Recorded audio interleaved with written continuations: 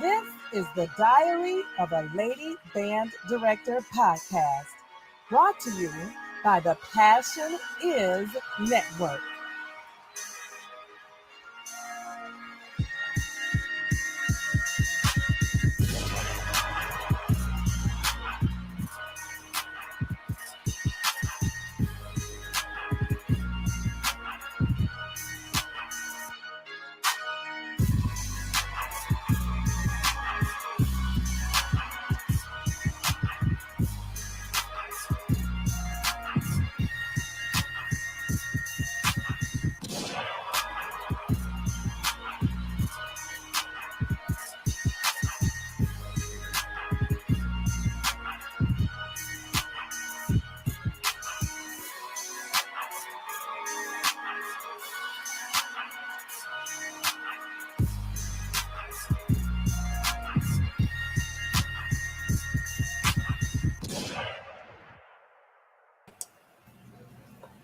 Hello, gentlemen. Hello.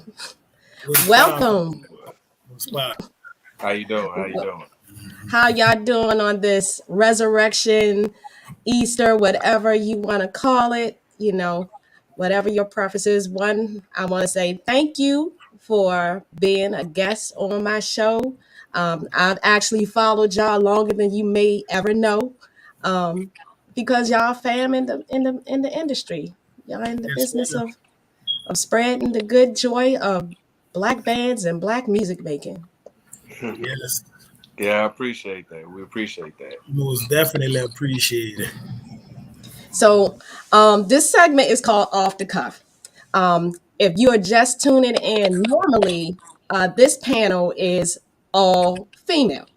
And I wanted to be the first of its kind because, I don't mind being a guest, but I also like to drive cars too. So I just wanted to have my own, and I thought, I need to give us a platform. They say build your table, right? So, Yes, ma'am. so I wanted to build my table. Much love to those of us who are in it. And without further ado, this is called Off the Cuff. And I know I emailed y'all some questions, but guess what? Some of these questions ain't even on the list, and some of them they just gonna be off the cuff. They're gonna be on the fly. That's the true test of a someone who interviews, right? Right. So, Hey, all I ask is, can I cuss? shit. Did I answer you? You ain't got to tell me nothing.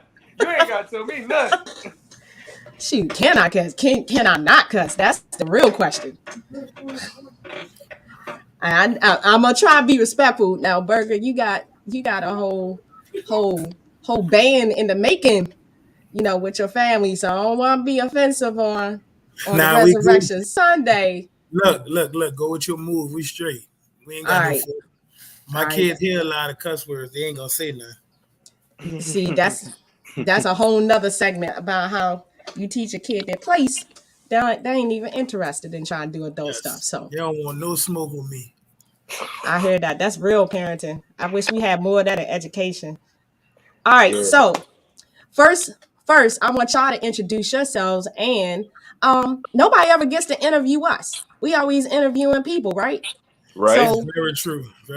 So this is your time to shine. How'd you get into this? Podcasting, band, whatever. Tell us a little bit about yourself, and whoever wants to go first. All right. Hey, Burger, you can go first. What's up, by the way? What's going on, Adrian? I'm cooling. Well, look, for those that don't know me, I am Byron Brooks, formerly known as Burga, Band Jesus, whatever y'all like to call me. Man, I've been playing trombone my whole entire life. Music was something I could never escape growing up in New Orleans. Like, you either was in the streets or you played in the band. It wasn't no sports. It was either the streets or band. And most definitely I chose band. It chose me, and it stuck. And that's just what it is. I love the culture. I love everything about it. Even when people act like the culture dying or something wrong, I'm still that guy that's going to stand right there and let you know you tripping. The culture ain't going to never go nowhere. All right. Shit, I'm Adrian. My real name is Adrian Barrett Jr. Nice to meet y'all. I'm one of the co-founders of Show Style Talk. I'm originally from Dallas, Texas. So I marched I marched in like 3 high schools actually. I started off in DCI to be honest with you, and then once I moved to Houston from Dallas, because I went to Duncanville my first couple of year and a half of high school. When I moved to Houston, that's when I got exposed to like show style, traditional style marching. Because all in Dallas, all we knew was PV and Grambling. But when I come down here, I saw Grambling, Southern, Texas Southern, Jackson. I was exposed a lot more. Alabama State. I was exposed to a lot more compared to what I was back in Dallas. I played trombone at first until my 10th grade year, and they switched me to tuba. I was like the smallest tuba on my line, but I took it with pride. So I played tuba all my years in college. Like if you go back and watch like clips from like 2012 to like 2016, and you see a line in tuba section and you see a dip, that's me. That's me right there. That's my short ass. So right. So I came late in the game. So my introduction of like show style bands was really like really into the field and not just seen as a spectator was like 2010, to be honest with you. So I'm really fresh in the game, to be honest with you. I feel I really call myself younger than what I am, but it is what it is. And as far as like how the show started, when I was marching back in 2015, just to make it cut short, me and Marcus was talking about like how we had a show for like Texas Southern because we wanted to get our recruitment up. But then we thought about it. We're like, that shit obnoxious. So let's talk about everybody. So that's how we came up with Show Style Talk. And we started off as the internet radio station, actually. We were straight audio. That's dope. That's dope. So, Adrian, you started out on trombone. Burga, you started out on trombone. Hey, listen, you I don't a like to trombone? tell people this, but I started out on trumpet. I played trumpet for like a full year and a half. And I remember like just like not liking trumpet, and my band director like was forcing trumpet on me for the 5th grade year, and I'm like, I don't want to play this, like, you know, like so. The guy on trombone, I was cool with him, and I'm like, man, please get me off this trumpet. I don't want to play this trumpet. You know what I'm saying? So I was terrible, by the way, on trumpet. So let's not like I wasn't a good trumpet player. So when I got on trombone, to be honest, it came natural. Literally, like the first day I was on trombone, I was like, oh yeah, this gonna be fun. My first day. So yeah, I ain't like trumpet. Shout out to the good trumpet players, because no disrespect to y'all, but I was about to say, I don't know how y'all do it. I don't know how they do it. I was about to say, trumpet players. Trumpet players like a cult. Don't. I don't want them to think I'm dissing them now. Y'all. That's I don't know how y'all do it, but it ain't for me. They're gonna hit you with that Will Smith. But you keep my name out your mouth. This The Rock. Ain't no Chris Rock over here. This The Rock. Oh no, not The Rock. The Rock. You gotta do the eyebrow if you the eyebrow on them, huh? The people's elbow is coming out. They'd have had microphone batteries all on that stage. Will Smith would have slapped me and walked off. Because I'd have hit him so hard in the back of his head with that microphone, they'd have batteries everywhere. There ain't that much money in the world. You know, they say that you could take the street out. You can't take the street out. I'm from Southeast DC. You don't walk away from stuff like that. I don't care. No. Not on no camera. Oh no. But that's cool. That's cool. So y'all both brasses. I be making up names like good band directors do. We make up names. I actually I started out. Okay, so first of all, I wanted to play saxophone because saxophone was the coolest damn instrument that I could like think of. I was like, man, that'd be so cool if I played saxophone. But my family, we were poor, so we ain't had no money for no saxophone. I think they priced one was like, nah. And so I ended up with a clarinet from my uncle's trunk. Like when my uncle's daughter, like 10 years before I was even probably alive, was a clarinet player. And that joint came out of her dad's trunk. That joint it's busted and disgusted. It damn near disintegrated when you open that case. It was like a relic. I ain't even lying. It was like a relic. I was so embarrassed. I was like, I gotta take this to school, y'all. Like everybody got cool instruments. They got like trumpets and saxophones. I gotta take this clarinet. I didn't even know what a clarinet was. I just knew it was a free instrument. And but I kind of got it. Like I kind of got it. But when I got I had Roosevelt Pratt. A lot of people don't know, if you don't know Pratt, he teaches at E.E. Smith. He came to Maryland. I know so Pratt was my first band director. He was fresh from A&T. And he kind of introduced me to like, just not me, but like our band to like HBCU style band. And I didn't know you can play like music off the radio. I was like, what the hell? I could be in band if it's like this. So that was what kind of kept me. And of course he went back to North Carolina. My family's originally from North Carolina. And I just kind of stuck with it ever since. And I was like, yeah, I'm gonna be a band director. This type of shit I want to do. Come in, no real lesson plan, just write music on the board, be like, we playing this. I was like, oh, this looks fun. And I just kind of stuck with it. And I went to Morgan. I said, I'm gonna be a music major. I didn't know there was a lot of women band directors. I never thought of it like that until I was, in classes. I was like, oh damn, they ain't really a lot of us. But I ain't scared of shit. I'm from Southeast DC. You can't be scared of shit and be from Southeast DC. I mean, you can't come from any hood and be scared of shit. You won't last long. Be honest with you. Yeah. So I got a question. Yes, do ma'am. Do you feel like your instrument fits your personality? Because Adrian, you was talking about you was the world's shortest tuba player for a while. Like, do you still feel like that fit you? Hell yeah. Why not?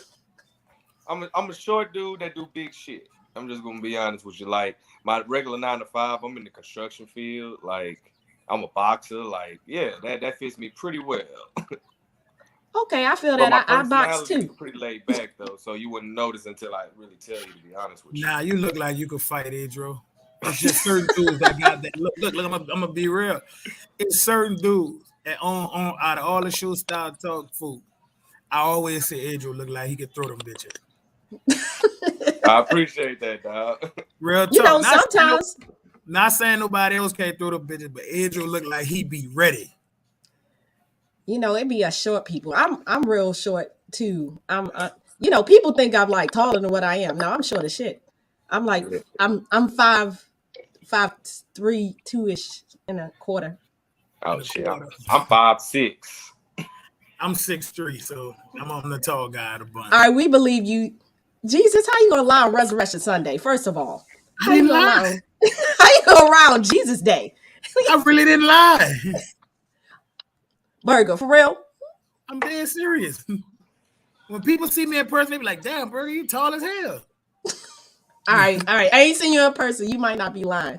And if you are, you can just kind of look, if you forgive yourself, I guess. Ain't that how it works? If you look at any of my pictures next to people, you'll see I'm a pretty big dude. Like in person. Yeah, pretty big dude. Pictures, I'll be like, God damn, he tall as fuck. Yeah, I'm tall. And people don't notice. People don't notice it till they meet me in person. They be like, God damn. I got you. I feel you. That's because I'm a soft-spoken dude. People like to say I'm the pop-off, but I'm really mild-mannered until I'm not mild. Until you make me not mild-mannered. I feel you on that one. Listen, that's me all the way. I ain't gonna lie. I got look at Robin. Robin said, yeah, Burga tall. But Robin's shorter than all of us. Like, standing next to Robin, she like she could be my daughter. Oh, no. Oh, not. Put some respect on our height, man. Listen. Robin played trombone, man. Robin is like literally amazing. People don't know how good she make us look every week. Like y'all have no idea. But we are some niggas running Crucial Conflict. If it wasn't for Robin, that would be a nigga show. And Robin make us look so good. People just don't know. Shout out to Robin for cleaning up brothers in the band world. Yes. The ladies, see, that's the ladies, man. The lady that's behind the scene. We stay trying to get Robin on camera. She never wants to be on camera. She like to sit back and let us get all the credit. But it's really her. Hey, shout out. Listen, this ain't no problem with shouting out the people from behind the scenes. And part of Off the Cuff, we're going to be doing a lot of that kind of shouting out to people that don't get the shout out. Even when I pop off, it's still mild mannered. Because I always told people, I don't got to yell to get my point across. When you think about it, a dude that's screaming and hollering, you ain't worrying about him. See that dude that tell you some shit at a 2? You you're gonna take him dead serious because you're gonna be like, okay, whatever I did to make him mad, and he still had the decency to not yell at me, I'm gonna go ahead and leave him alone because he ain't playing no games. All right, so I got an off the cuff question. And it ain't, I told you it ain't on the list. It ain't on the list. I'm gonna get to some of this shit on the list, but I got a question. What's the most, and I'm an educator, and they like to judge us. They'll come back to a YouTube clip. She said this. So I'm a cuss, but there's some stuff I can't cross the line because I like to get paid on time. What's the most ninja shit you ever done in band? Man, man, we could do this all day long. This about to get juicy. I'm gonna air out my laundry too, within reason. I think I'm scared. I think I'm scared to say it. Man, as much as you can, and still keep the integrity of whatever you gotta do to keep your lights on.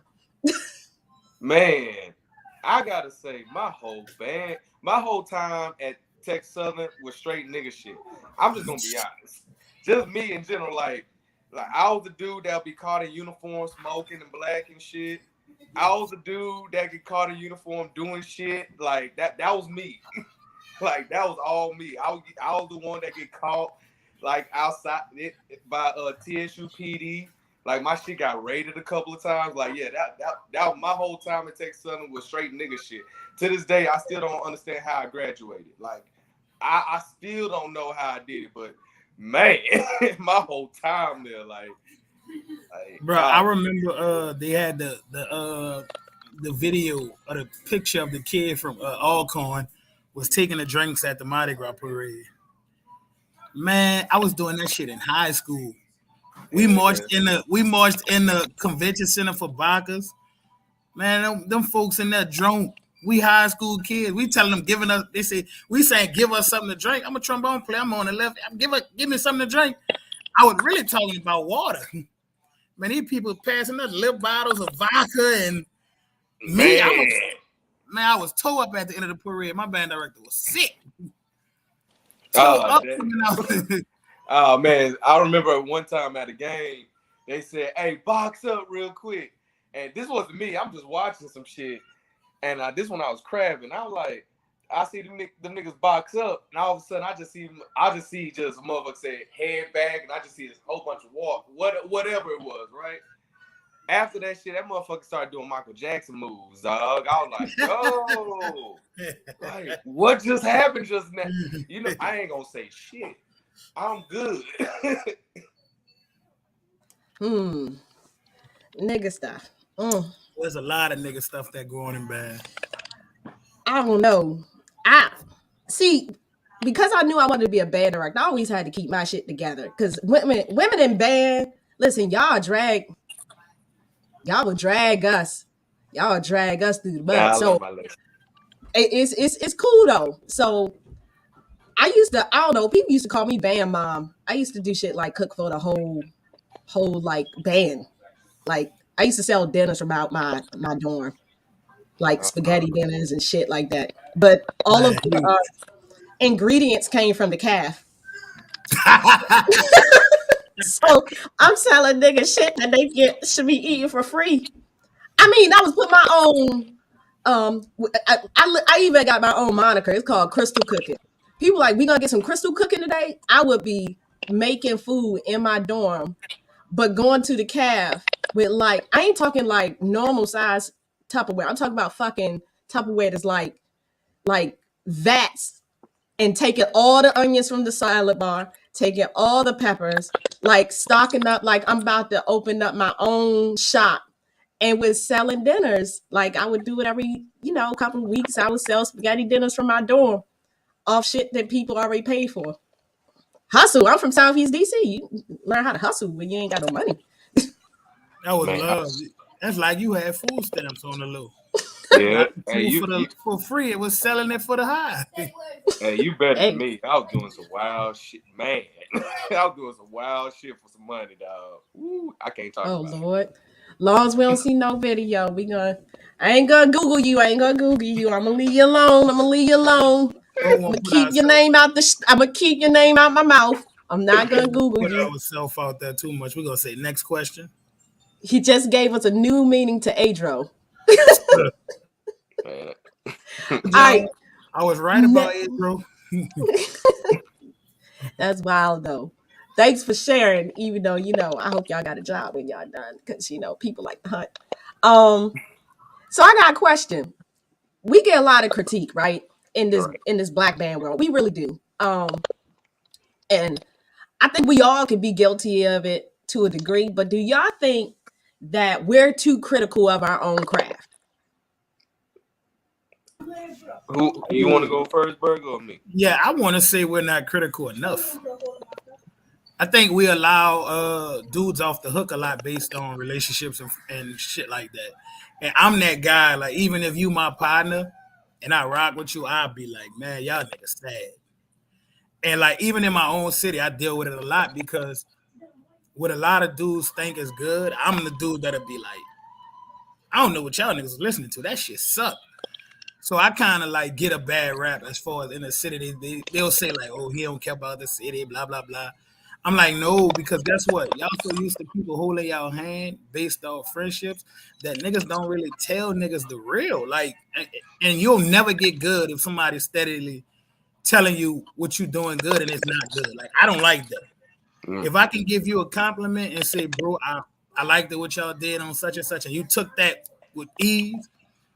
When I say on the internet that y'all sound like shit, go fix it. Don't cry and call me a hater because I told you the truth. Because you had 100 niggas lying to you. Well, I'm that one that ain't gonna lie, bro. That shit is bad. And you need to fix it.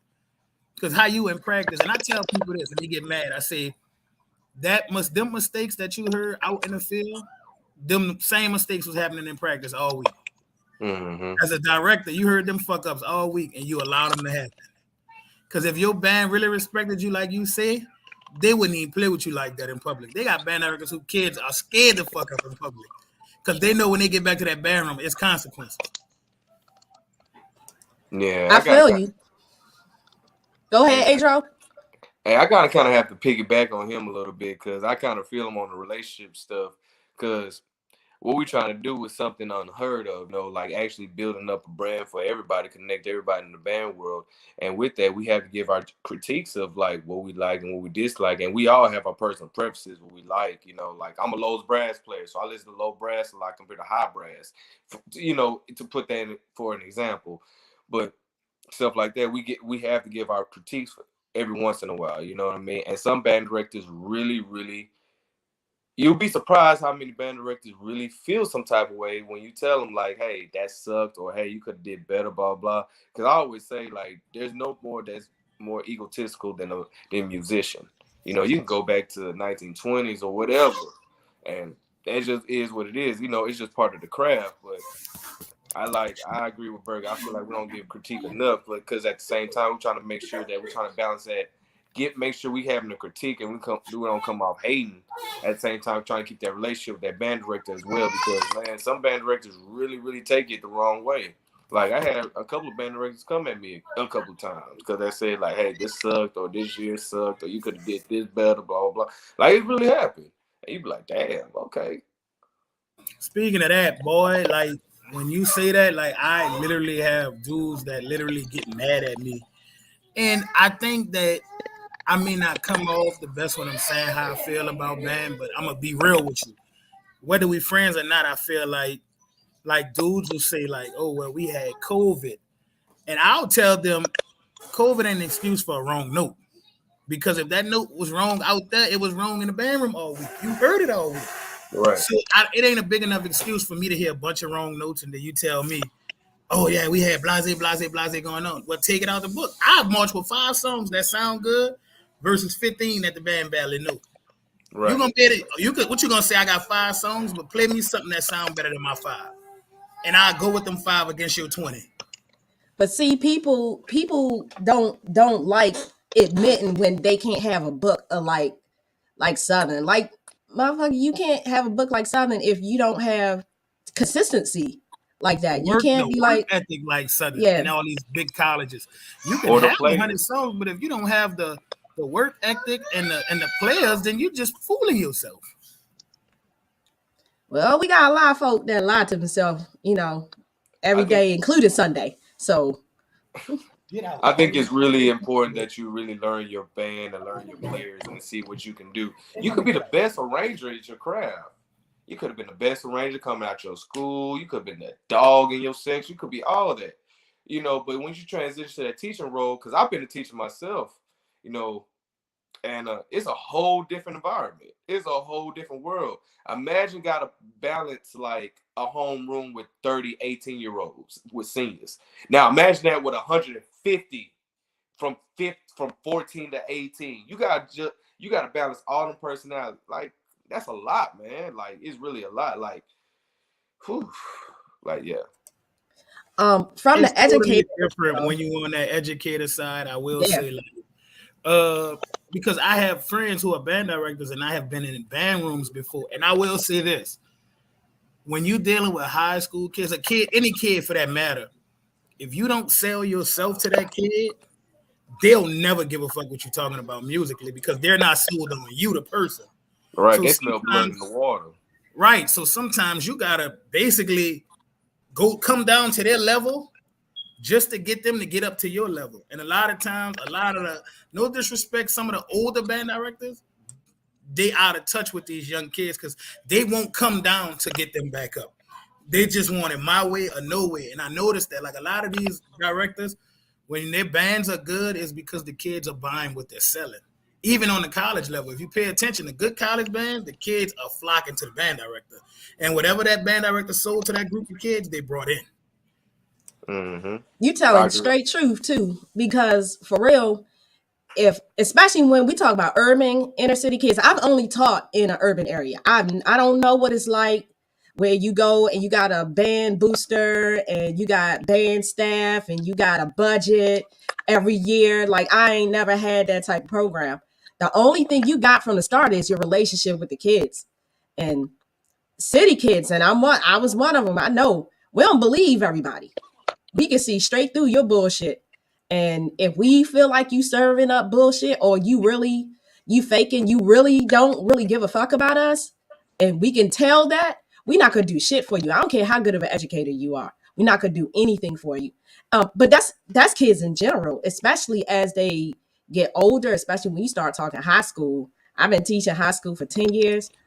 It's always about relationships. It's always about, you could come to the band room and change your clothes because, blah, blah, blah. Or you could, it's all the other stuff that to some folk don't even have shit to do with band, but has a lot to do with band. I learned that from watching my band directors, like band directors that ain't afraid to take out their horn and play with you. Mm-hmm. That's a big deal. Sure. Like, I ain't about to listen to you and you can't play the scales that you beat me up. Can you get on this horn and show me all this you talking about? I had a kid when my partner was working at a high school. He was a good ass trombone player, and I remember one day he was like, "We want to hear you play, Burga. Get on the horn." I'm like, "Oh Lord." So I get on the horn, and I noticed when I got on the horn and played with him, man, this kid was like overjoyed. Just something that small too, because what people don't realize about educators, they're a lot more than just your band director. Some of them mamas, they're your doctors, they're your counselors. So these kids dealing with real issues at home. So that moment you got them in your band room for them 3 or 4 hours, you are literally saving their lives on a level you will never understand. So that's why the relationships to me is important. Please build those relationships with those kids because you can literally change their life like band did for me because the streets was right there. Believe me, the streets was right there. Yeah, I agree with you on that one. Like it's really tough out here, man. Like them inner city kids, they go through a lot. Like I was an inner city kid. You know what I'm saying? Like I understand how it went through. Like I understand the mindset that we had if we had like a bullshit teacher or we had someone that really cared about us. A director, your math teacher, your principal, they don't give a damn. You know who give a fuck about you or not, and they didn't. We'll run over them. But building those relationships and really keeping people out of trouble because band saved my life. I ain't gonna lie to you. Band completely saved my life. Like there's what been up, Justin? What's up, man? Good. There's been plenty of times where I could have been locked up longer. I could have been in the streets going harder than what I actually was, but picking up that horn really, really saved my life. So I really believe, and also being an educator yourself at one point in time, you understand like, wow, those relationships really happen because, man, you can have a good day. I'm talking about a good day. The classes are going great. Nobody's tripping. And then all of a sudden that one kid comes to you and you hear something so heavy and you just like, should I report it or not? Like, oh my God. Like, that's when you know, like, you have their trust. Like, yeah, I completely agree with what you're saying, Burga. Sure, That's just crazy. recently, one of They're bad kids in the city, man, was out here doing something he had no business and put himself in a sticky situation. And his band, I even told his band director, man, listen, you really don't have nothing to feel bad about because as an educator, you gave that kid the tools. All you can do is give him the tools. You can't make him use it. You can't. And you can't feel bad about a kid that you tried to reach out to on multiple occasions and get him to do right. So sometimes it's on the kid. It's really on the kid sometimes. Yeah. So I want to welcome Justin. Justin, glad you made it. Glad you had a safe trip. The question on the table, and we kind of segued from it. You can stay on it. Are we too critical of our own craft? I was listening in the car, honestly. I heard everything I said. No, but I mean, on the standpoint of what y'all of how I can swing it a little bit, I'm gonna say sometimes, yeah, like like how you always see me get on Rick and them show, you know what I'm saying? And I agree with Rick and them 1,000%, only because they have the facts to back up a lot of what they say. But sometimes, what makes us what we do is what we do. So let's take about slang, you know what I'm saying? All us, we don't, I'm from New Orleans, everybody talks bad down here, you know what I'm saying? But when we go other places in the world, we are unique because that's what we do. I'm not, of course, sound good, let's put the right notes, but I ain't about to sit up here and never act like and lose where I come from. Like, I'm a part of the now new older generation New Orleans, but still, if you're breaking it down, Katrina versus, after Katrina, I'm a part of that. And the crankage era, you know what I'm saying? I like nigga shit, like y'all talking about nigga shit. So the day I ever see sometimes like crankage is nigga shit. I don't, if it is what it is, you know what I'm saying? And that's what we like to do. We just know how to do it our way. So I'm never about to let nobody tell me like, they playing wrong because they playing out of tune or like, we doing it.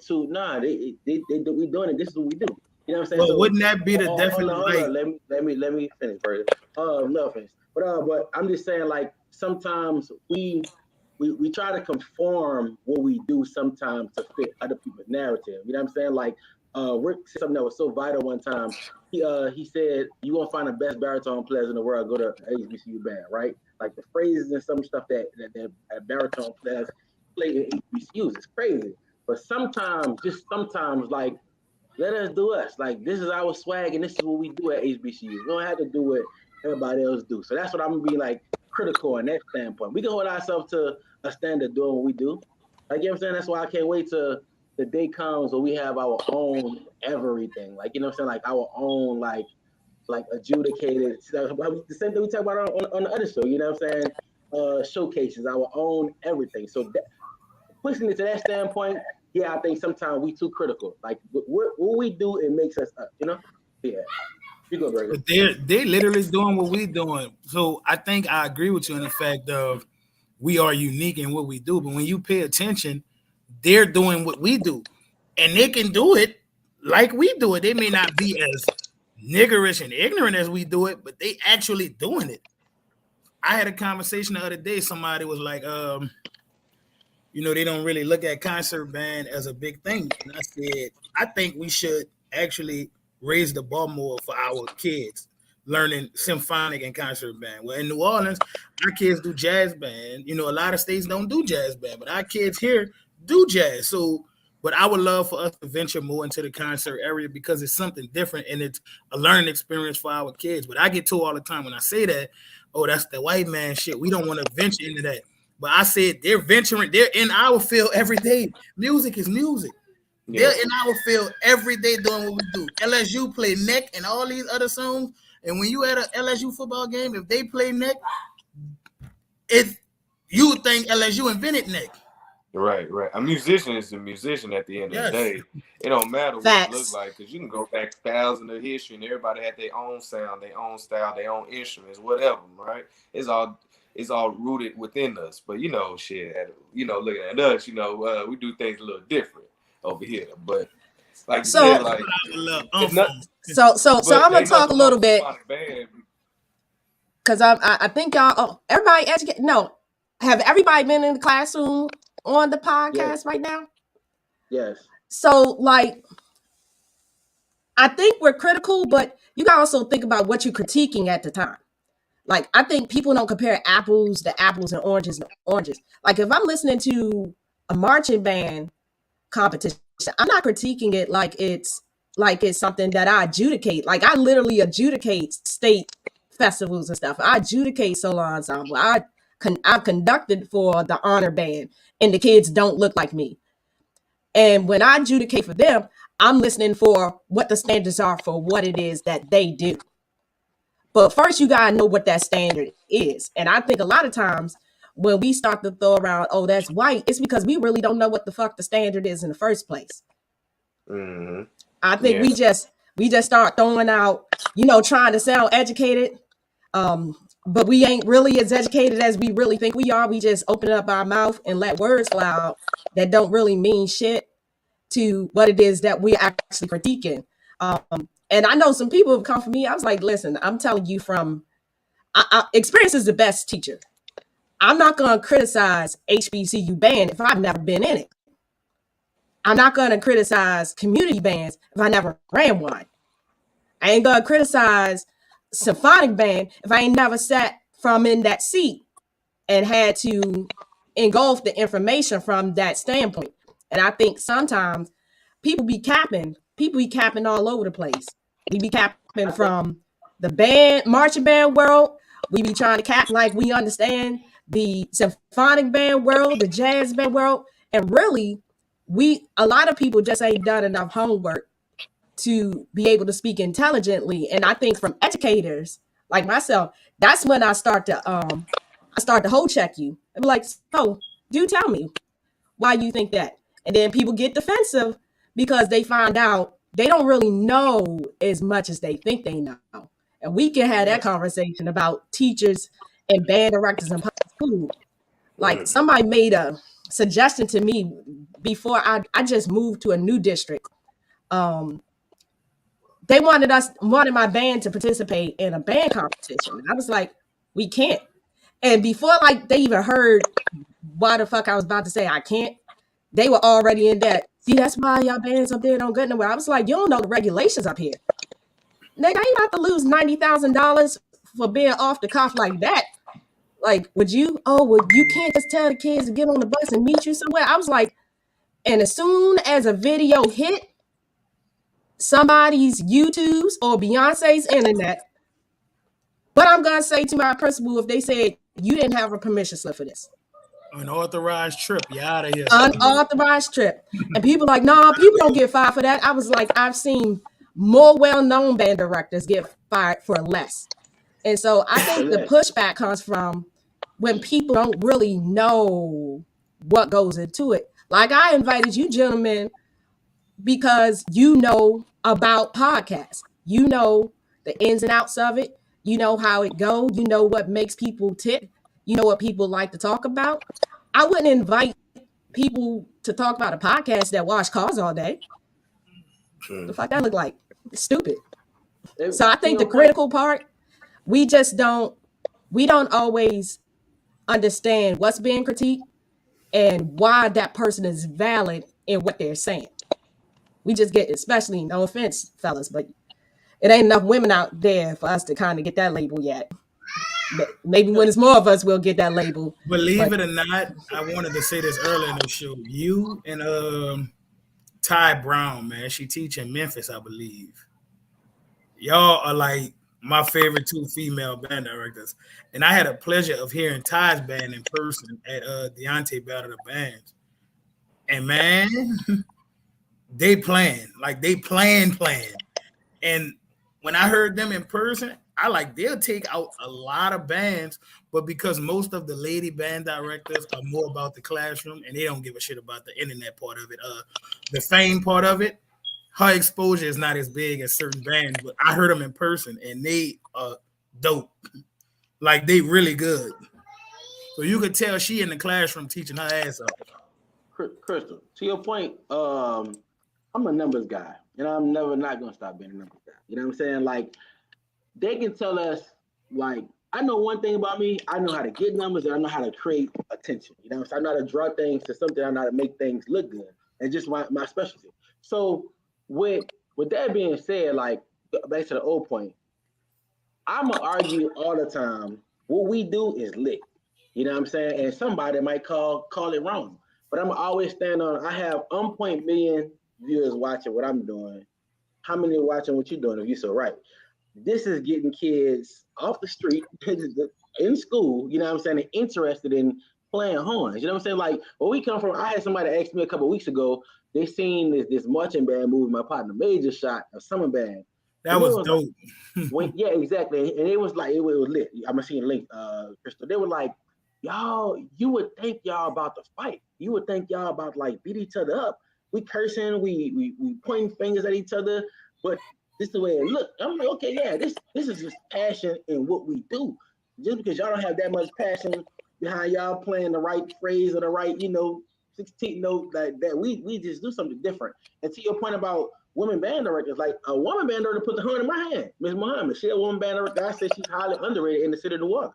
You know what I'm saying? Like, they say she might not have the most popular band and people may not agree to her teachings, but one thing I can say always did look good and she got a job. You know what I'm saying? She send kids to school every year. You know what I'm saying? She get kids who are actually good in their horn and good in their instruments. So as far as women band director, like, I think this is a field that if with the right amount of support, they can get their just due. We just have to figure out what that support would be. And I think like your podcast, I watched a couple episodes of it. I think that y'all just need to stress it out there what y'all need. Cause I'm pretty sure you put you in a room with the best of men band directors with the right opportunity, the right eyes watching. You probably could go toe to toe with them. If not, I'll do them. So I think this is the right field that we in to give y'all just do. How you feel? How you feel about that? I agree, and you inadvertently segue into my next question. So thank you, Justin. I feel like you do that on all our shows. I feel like you always find a way to push us into the next question. In this next question, I'm gonna respond to what you said, Justin, but with after I say this next question. It's called Cap, Clout, or Credit. Cap, Clout, or Credit. Are band directors who are more visible just capping, or they just trying to get credit for what they do? Now, here, yeah, I know it's hard. It's hard. That depends on the situation. Yeah. So I'm gonna speak from my experience. I've been teaching 15 years. And Justin, you're right. For the first 10 years, and I think this goes into a little bit of the psyche of how we treat women band directors in their early development versus men, or boys versus girls. I just thought that it was my duty to sit in my classroom, teach the fuck out the kids with my door closed, and go home and be humble. Because we get that humble speech. Because when we not humble, we a bitch. We don't get no gray areas like women. And so I said, well, let me be humble and, kind of take that holier than thou art approach to education, that Mr. Holland's opus. I'm going to go to my room and I'm going to have all these creative things and I'm going to teach the best and make the best musicians and they're going to be famous. And I have some kids who are famous and I learned my lesson. That was dumb. I'm saying to you, Justin, that was the dumbest approach ever, but that was how I was trained. And so we had a situation where my co-band director got in trouble, right? Got in trouble. He'd been dancing on the line or some shit for a while. And I would be like, you might not want to do that shit. And that male ego was all the way up here, And I was like, you might not want to do that shit. And, lo and behold, got fired. Middle of the year, 1 week before homecoming. What did that mean? Now the band is mine. Here's what I learned.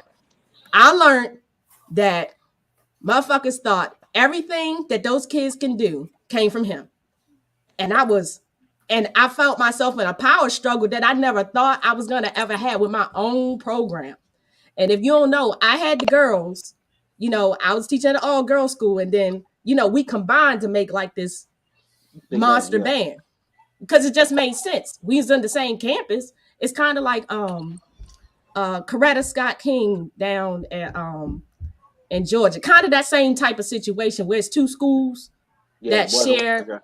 Yeah. That was the worst year of my career because kids that I had sewn into, their parents didn't believe I could do it. I said, who do you think been writing the drills? Who do you think been writing the music? Who do you think? Because they never saw me. And I'm going to say saw, like you ain't never seen me in front of the band. Like you come pick up your kids. But I realized every time it came for a high profile game, he was the one on the podium. And people only believe what they see. Yes. And so I said, damn. And here was the kicker.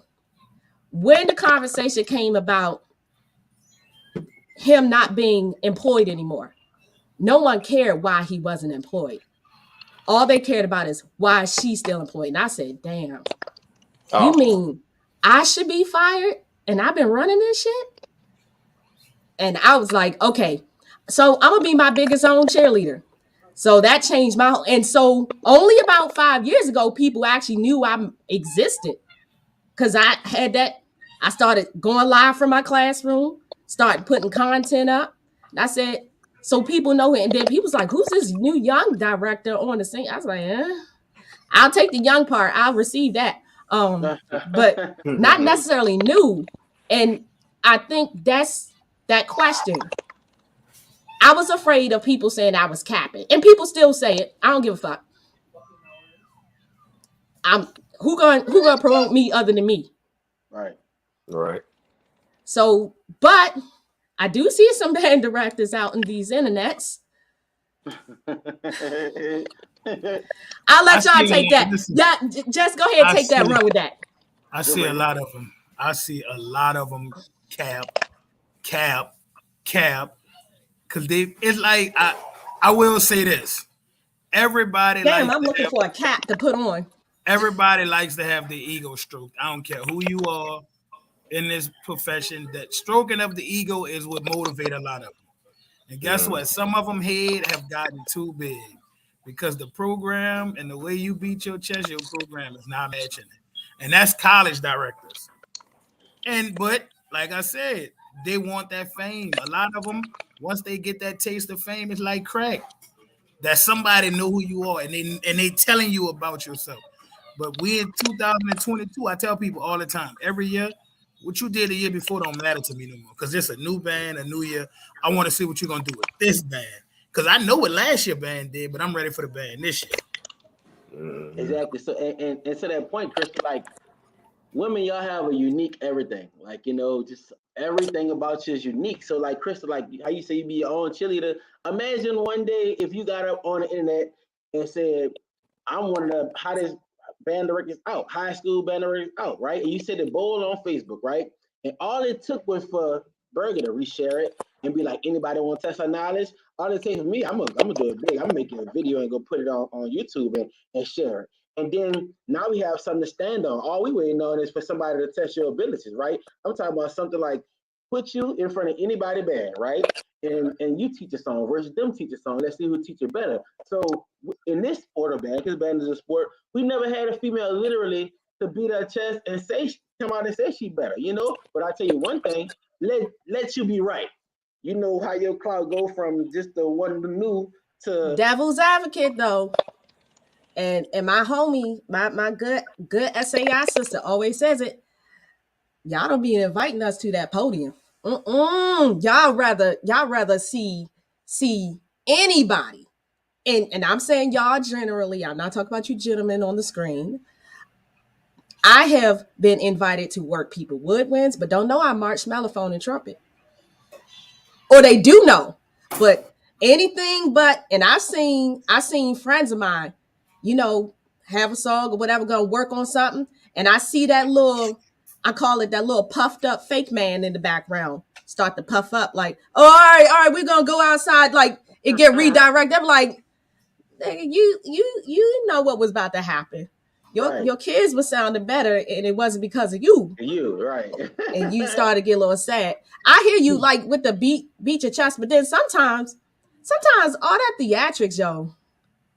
I call it pulling down planes, yo. I ain't trying to fly off the podium. Cause the educator in me know that ain't making you play shit better. Krystal, question. How often have you now I'm over here thinking about it. I know all my friend band directors anybody who do theatrics can back up what they say. So how many my question is, y'all, I don't know none really in this sport that does the most, beat their chest, put on a show while calling off a song that actually can't back up what they say. So like I disagree. I disagree. Okay, I disagree. Go ahead, Burga. Go ahead, Burga. I disagree too. We all can say that we saw a band director doing the most directing the song, and what his band was putting out was pure D shit. College level? Yes. Yes. Hell yeah. You have never saw a college band director waving his arms and beating on his chest, and you say, "Oh my God, this man is really delusional." Oh, I know. Yeah. I'm going live. I know, and that I'm cool with. Going live on scales, and you like, ooh. And then the scale ain't right. Call the song off. You're like, oh, this gonna be a hit. You hear, you're like, oh shit. Oh. No, I can't. That bring me back to the friendships. Listen, I know some phenomenal arrangers, right, that I've heard that may not be the biggest name, right? And I've heard some good band directors put out some poo shit. But a good band director can put out some a big known name band director can put out some poo shit. But because he have the friends and the social media presence, niggas will just either listen. Notice when a good band put out some poo shit, if they got a lot of friends, nobody will share it or repost it. Or niggas just won't comment on it, right? Mm-hmm. If it was a band director they see it. But if it's a band director you don't fuck with and they put some poo shit out, that bitch got 2,000 comments. And I see it all the time. All the time. And the excuses start to fly too. Then COVID mattered. Then, they had a performance 2 hours ago and one of the buses didn't come. Like you hear the stories get real interesting. Shit. Mm-hmm. If a nigga put some poo shit out and we cool, listen. Nigga and Spitter know this. Me and Spitter don't agree all the time, but when it comes to certain shit, me and Spitter be in agreement with this. Niggas only want your opinion when it's to praise them. If you ain't praising the nigga, please keep it to yourself. Oh, they hate it. You're a hater. They hate it. They ready to fight you when they see you and like. I've been in niggas' band rooms and been like, you don't know about the administration. I have to go. I'm like, what the fuck? My administration told me. So your administration is the reason you played the wrong note from beat 1 to the last one. That's on your administration. I got one. It's our opinion at the end of the day. It ain't like whatever we say is just something like, oh, it just is what it is. Nah, bro, it's our opinion. Somebody like that shit. Let me tell you something. Majority compared to a minor. What do you say, bro? It sounds like shit. I done heard some excuses. For some band directors, but like I taught in the same network with them, like the same school, on the same charter school system, and they was telling me some shit that they didn't know I was teaching. I was teaching at the middle school though, but the network by the same rules and everything. They were telling me some shit that I just know some bullshit. Like you really telling me like I was in the same PD as you. I was just sitting in the back. Like you telling me you can't do this, why? But they got another band in your same network, like doing way better. You know what I'm saying? Major ass. It's kicking major ass. So like you just didn't know. So I feel you, Krystal. People be bullshitting, but I want to see you in the space. I want to see a female band director. It wouldn't hurt to invite a female band director to your program, let her pass out a song just to give her one up because y'all not appreciating. They not gonna do it. They not gonna do it. Listen, Krystal, we invite you to New Orleans All-Star Band this summer. Let's go. Come, you and your husband come take a trip to New Orleans. It depends on when. Come get in front. Hotter than a bitch down there. Come I'm get in Milton. front of, come get in front of the greatest thing you ever saw. Come get in front of it. So what's crazy? So what's crazy? One, y'all know motherfuckers be capping. I'm glad somebody said it. And when we say capping, we not talking about extenuating situations. Like the educator, put the educator hat on, take off the cap, take off all that. The educator hat. I have had principals that put motherfuckers in my band that would literally destroy everything I was doing. Systematic. You can't kick them out. Like what? I.e. why I don't work where I used to work anymore. Like it got to a point where the principal was like, this is a club and you can't kick people out the club. And that for educators, that's the type of shit that I always like to bring to the table. Like I can't make them sound good if you literally are pushing trash into my program. Like we ain't talking like I'm building trash. I have a foundation of kids here. And then I got some kids over here that would rather blow your classroom up than be in it. Like what, I can't, I'm a musician, not a magician. I can't be doing magical stuff where you literally are trying to destroy the program. And, administrators get jealous and it gets crazy out there. But when it comes to college. Say, Zach, nobody's sleeping on her. I wanted to say it earlier, but I had lost track of the conversation. The lady at Grambling showed you most definitely what women can do. Because Grambling is like one of the best bands in the swag. They've always traditionally been one of the best bands in the swag. But she got Grambling on some other shit. I like the direction she's going in too. Like I always tell people this, like you can't find me too many years Grambling actually sounds bad. Now you can tell me they sound boring as hell and put you to sleep and like what the hell is this? But even that what the hell is this and what the hell are they playing doesn't sound bad. Now, like I was at the Alcorn, I recorded the Alcorn versus Grambling. I really didn't care for nothing they played in the fifth, but you see that straightening? That straightening had me like, oh Lord, if Grambling just like does that. From now, like henceforth, it's over. They look good. They got scholarship money, and they never have a small program. You know what I'm saying? And they don't one of the only HBCU bands who I know consistently flying. How many HBCU I know bands flying? Yeah, they got a traditional look. They give you what all HBCU embodies. So shout out to Dr. Roebuck over there. She doing her thing. Yeah, it's all about marketing at the end of the day. It's all It's all about right place, right time, and sometimes not about what you know. It's about who you know. So I think marketing. I feel like marketing plays a really, really big thing, especially nowadays. To go back to your question, saying that do band rates get cap or credit? Like I said, it depends on the situation. Because like your situation, Krystal, where you did all the work, but the dude he got the credit because he's on the podium. Well, market himself, right place, right time, and shit. So shit like that can happen a lot.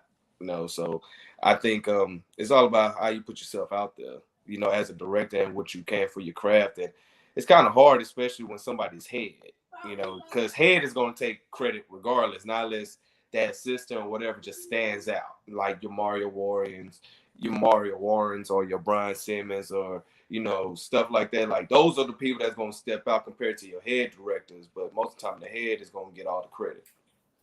Yeah. So I think it's all about marketing at the end of the day and how they market themselves and they program. I think Jackson State, like, I will say this. I do want to I want to say, like, how humble some of those guys are. Because there's a guy, man, his name is Anthony O'Brien from Atlanta. This cat was writing hit after hit for Jackson State. And I always thought they were Travis Pruitt arrangements. You know what I'm saying? Mm-hmm. And when he did his arrangers battle, and I realized that at Jackson State, them guys don't care about waving their arms in front of the band. They just want their music played. That dude, OB, got some of Jackson State hits where we still got him on our playlist today, and nobody knows his name. OB just don't care. I ain't saying he don't care. He just so he literally said he didn't care. He said, long as my alma mater play my tunes, I don't care about but that's a different type of humility. And to be real with you, most men ain't trying to be that. We ain't trying to be that humble. Nigga, I won't raise my hand. Fuck what you talking about. You ain't playing my shit. So I will say shout out to OB because boy, OB wrote some shit. And for him not to be in front of that band waving his hand, that takes some humbleness that I can be honest with y'all and say, fuck that. I ain't that humble. God I'm ain't up get there. there with me yet. Whoa. God ain't get there with me yet. No way.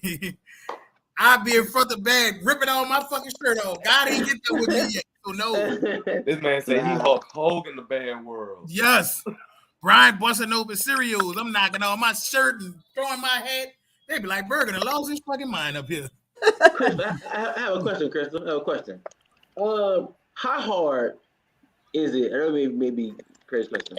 How hard is it for a female, besides the problems that y'all get, like just being underrated? How hard do you think it's for a female to actually get a college position? Nigga, let me figure out how to say this in a way that's not gonna be offensive. I would get a white school before I get a black school. Dang. Yeah. And here's the proof.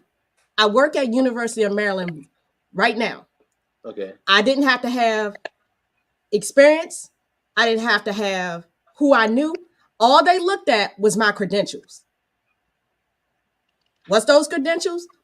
Everything that I put on that same application, I put on other applications for lesser positions than what I have now. And here's what I always heard. You need a doctorate. And I'm looking across left, right, but this motherfucker ain't got no doctorate. This motherfucker ain't even got no music degree. This motherfucker don't even teach. This motherfucker ain't never been in no classroom. And repeatedly, this is what we hear. I'm gonna be honest, I kind of gave up. Maybe about when I got 30, I said, I want a family. Would this really work with a family? And that's a whole nother thing. It's hard as shit. I have one kid. Not saying husbands don't quite care for family the same way that women do, but you care for your kids, but them motherfuckers might be naked and they might be eating McDonald's every day. Like, mom is gonna mom. And so I kind of gave up. But like some of the bullshittery I've heard, it's because you don't have a doctorate. I'm like, but I know folk that are half my age that got it. Is a little bit who you know. I literally was I won't say interviewing. I'll say was telling them why they should hire me. It's a school in this area. I was telling them why they should hire me. And they kept saying, well, you need to go get a master's. No, it's not. Okay. You need to go get a master's first. And I was like, motherfucker, did you even read my resume? I have 2. Not 1, 2. Well, why would you go get a master's in arts administration and work? And I was looking at them like, you can go eat it. All the words. Because for real, the sad truth is there's just some people not comfortable with it yet. It is what it is. And when Black women get positions, y'all know we get dumpster fire programs, right? Mm-hmm. Has anybody peeked? We get, I call them programs in rehab. Yeah. Like, name outside of Dr. Roebuck, name one Black woman right now that's ever had one of the top tier programs with just as many credentials. You ain't got one. I'll get a white school before. And guess what? I started to have my mentality. It was like, whoever will hire me. That's in University of Maryland hired me during a pandemic. I said, I'm gonna go with them and climb that ladder. That ladder is a lot. Is because, to be quite honest, sometimes when it comes to white people, they can be discriminatory, but they don't want somebody ignorant in front of their shit. Right. Mm-hmm. So, when it comes to Black women, right now we the most educated group in America. Forget all the stereotypes. Forget, saying, it has to be Asians, it has to be white people. No, we are out-educated every group. Mm-hmm. And we still at the bottom of every group. Say, Krystal, would you say that that's the Black male ego getting in the way of? Fuck yeah. Okay, because that's how I feel. Because I feel like, in a sense, that have nothing to do with a white man. That's got more to do with somebody that look like you, knowing you're more qualified for the position, but don't want you to show them up. So that male ego is kind of getting in the way. Even your old assistant, for him to even do that, it was because his male ego got in the way. I know she's better than me, but I got to put on that front for these kids. But even I was surprised the kids didn't really buy into like, okay, she a lot better than he is. I don't know what's going on, but we most definitely want to be a part of it. Daddy. We all know situations where daddy spend all the money in the house, drink, you know, but daddy come home with like a present he stole from Walmart, you know, a bag of socks, and kids running to daddy because it's like daddy acknowledged me, daddy gave me attention. If anybody like Jay Spitter vouch for this, I am the mom dad. Listen, I have their mom is perfect. Let me say that, but everybody that see me, you probably gonna see me with my boys. Like it ain't a place. And I tell her all the time, it's nothing personal. I'm just that daddy. I didn't have daddy. So I always say when I get a chance to be somebody's father, man, I'm gonna father the hell out of these kids because they're gonna be crazy about me. So I take my boys everywhere. She get mad, like, oh, I can't come. I'm like, well, not really. You know, this is just me and the boys. You know what I'm saying? Like, shit, I'll be in the basement watching Netflix when my husband take my son. I'll be like, oh, bye. Nah, she want to come, and I'm like, nah, like this is the boys' day. Let us do our thing. Like I try to do it on days we go get our haircut. We leave and we don't come back home until late because, look, let her do whatever she doing. We going to do boy stuff. She appreciates it. Trust me. I don't know her, but I'm telling you, we like our kids, but sometimes we don't like our kids. But for real, I think I'm okay with like strong black men running band programs. This, you know, like it's because it can quickly turn into you think you better than all the men. No, that's not what I'm saying. What I'm saying is we do need some balance because if you look at the demographics of band programs right now, most people band programs. I agree with Lauren 1,000%. Not to cut you off. I just saw her comment and I most definitely. Oh yeah. That's a whole nother. We talk about that shit all the time. They hiring us because they want a taste. Back to the first question. They want a taste of that hot sauce. They don't, you know. But I told you, just better. They like to do what we do. Mm-hmm. Listen, that's my thing. Sometimes I just get mad when our own people, like, I don't know, man. It's so much shit I could say about that, but I feel you know what I'm saying? Yeah. In our defense, we were taught to hate us. Yeah. I was going to say that, but I was like, yeah. No, it's not like I don't always take offense to it anymore. Like I do recognize, you know, like, you know, even had a show a couple of weeks ago where someone was like, y'all women make it seem like this. And I was like, what was my show? You know, y'all got like 5 podcasts. I got 1. So I'm gonna talk about my shit on my show. But it just goes to show. It's because we got taught to be this divisive amongst our own. Like, I remember I'm a little older than all of you. 25. We know how old you are. Yeah. Let's go with that. That works for me. But I remember a time where bands will be battling, but the directors will be shooting the shit in a corner, chumming it up. We going for broke. These motherfuckers over there having like a family reunion. Mm-hmm. Mm-hmm. Now you can't even get people to sit in the same damn room with each other. Let me stop right there. Now it's more so of a they act like it's we cool, you know what I'm saying? But to like, you know, across the field, it don't match that. I know, but I just seen it 1,000 times. Band directors like act like they actually cool, but they either hating on one or either trying to steal one kids. A lot of like, band directors too keep other band directors close because they want to see how they got the sauce. Yeah, understand it. I want to know how he's so saucy and he can do all this. Like recently, I'm not gonna say who, but boy, they got a band director out here hot as fish grease over the recruitment that TSU did. And what I basically told him was, bro, you ain't got the sauce. Because if you had the sauce, it's way more than enough kids.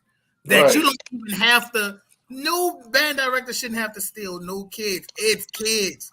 It's so many kids. If you selling yourself, the South is so big, you got every, dude, it's enough kids. You just ain't got it like you think you got it, player. Right. They act like these kids stupid.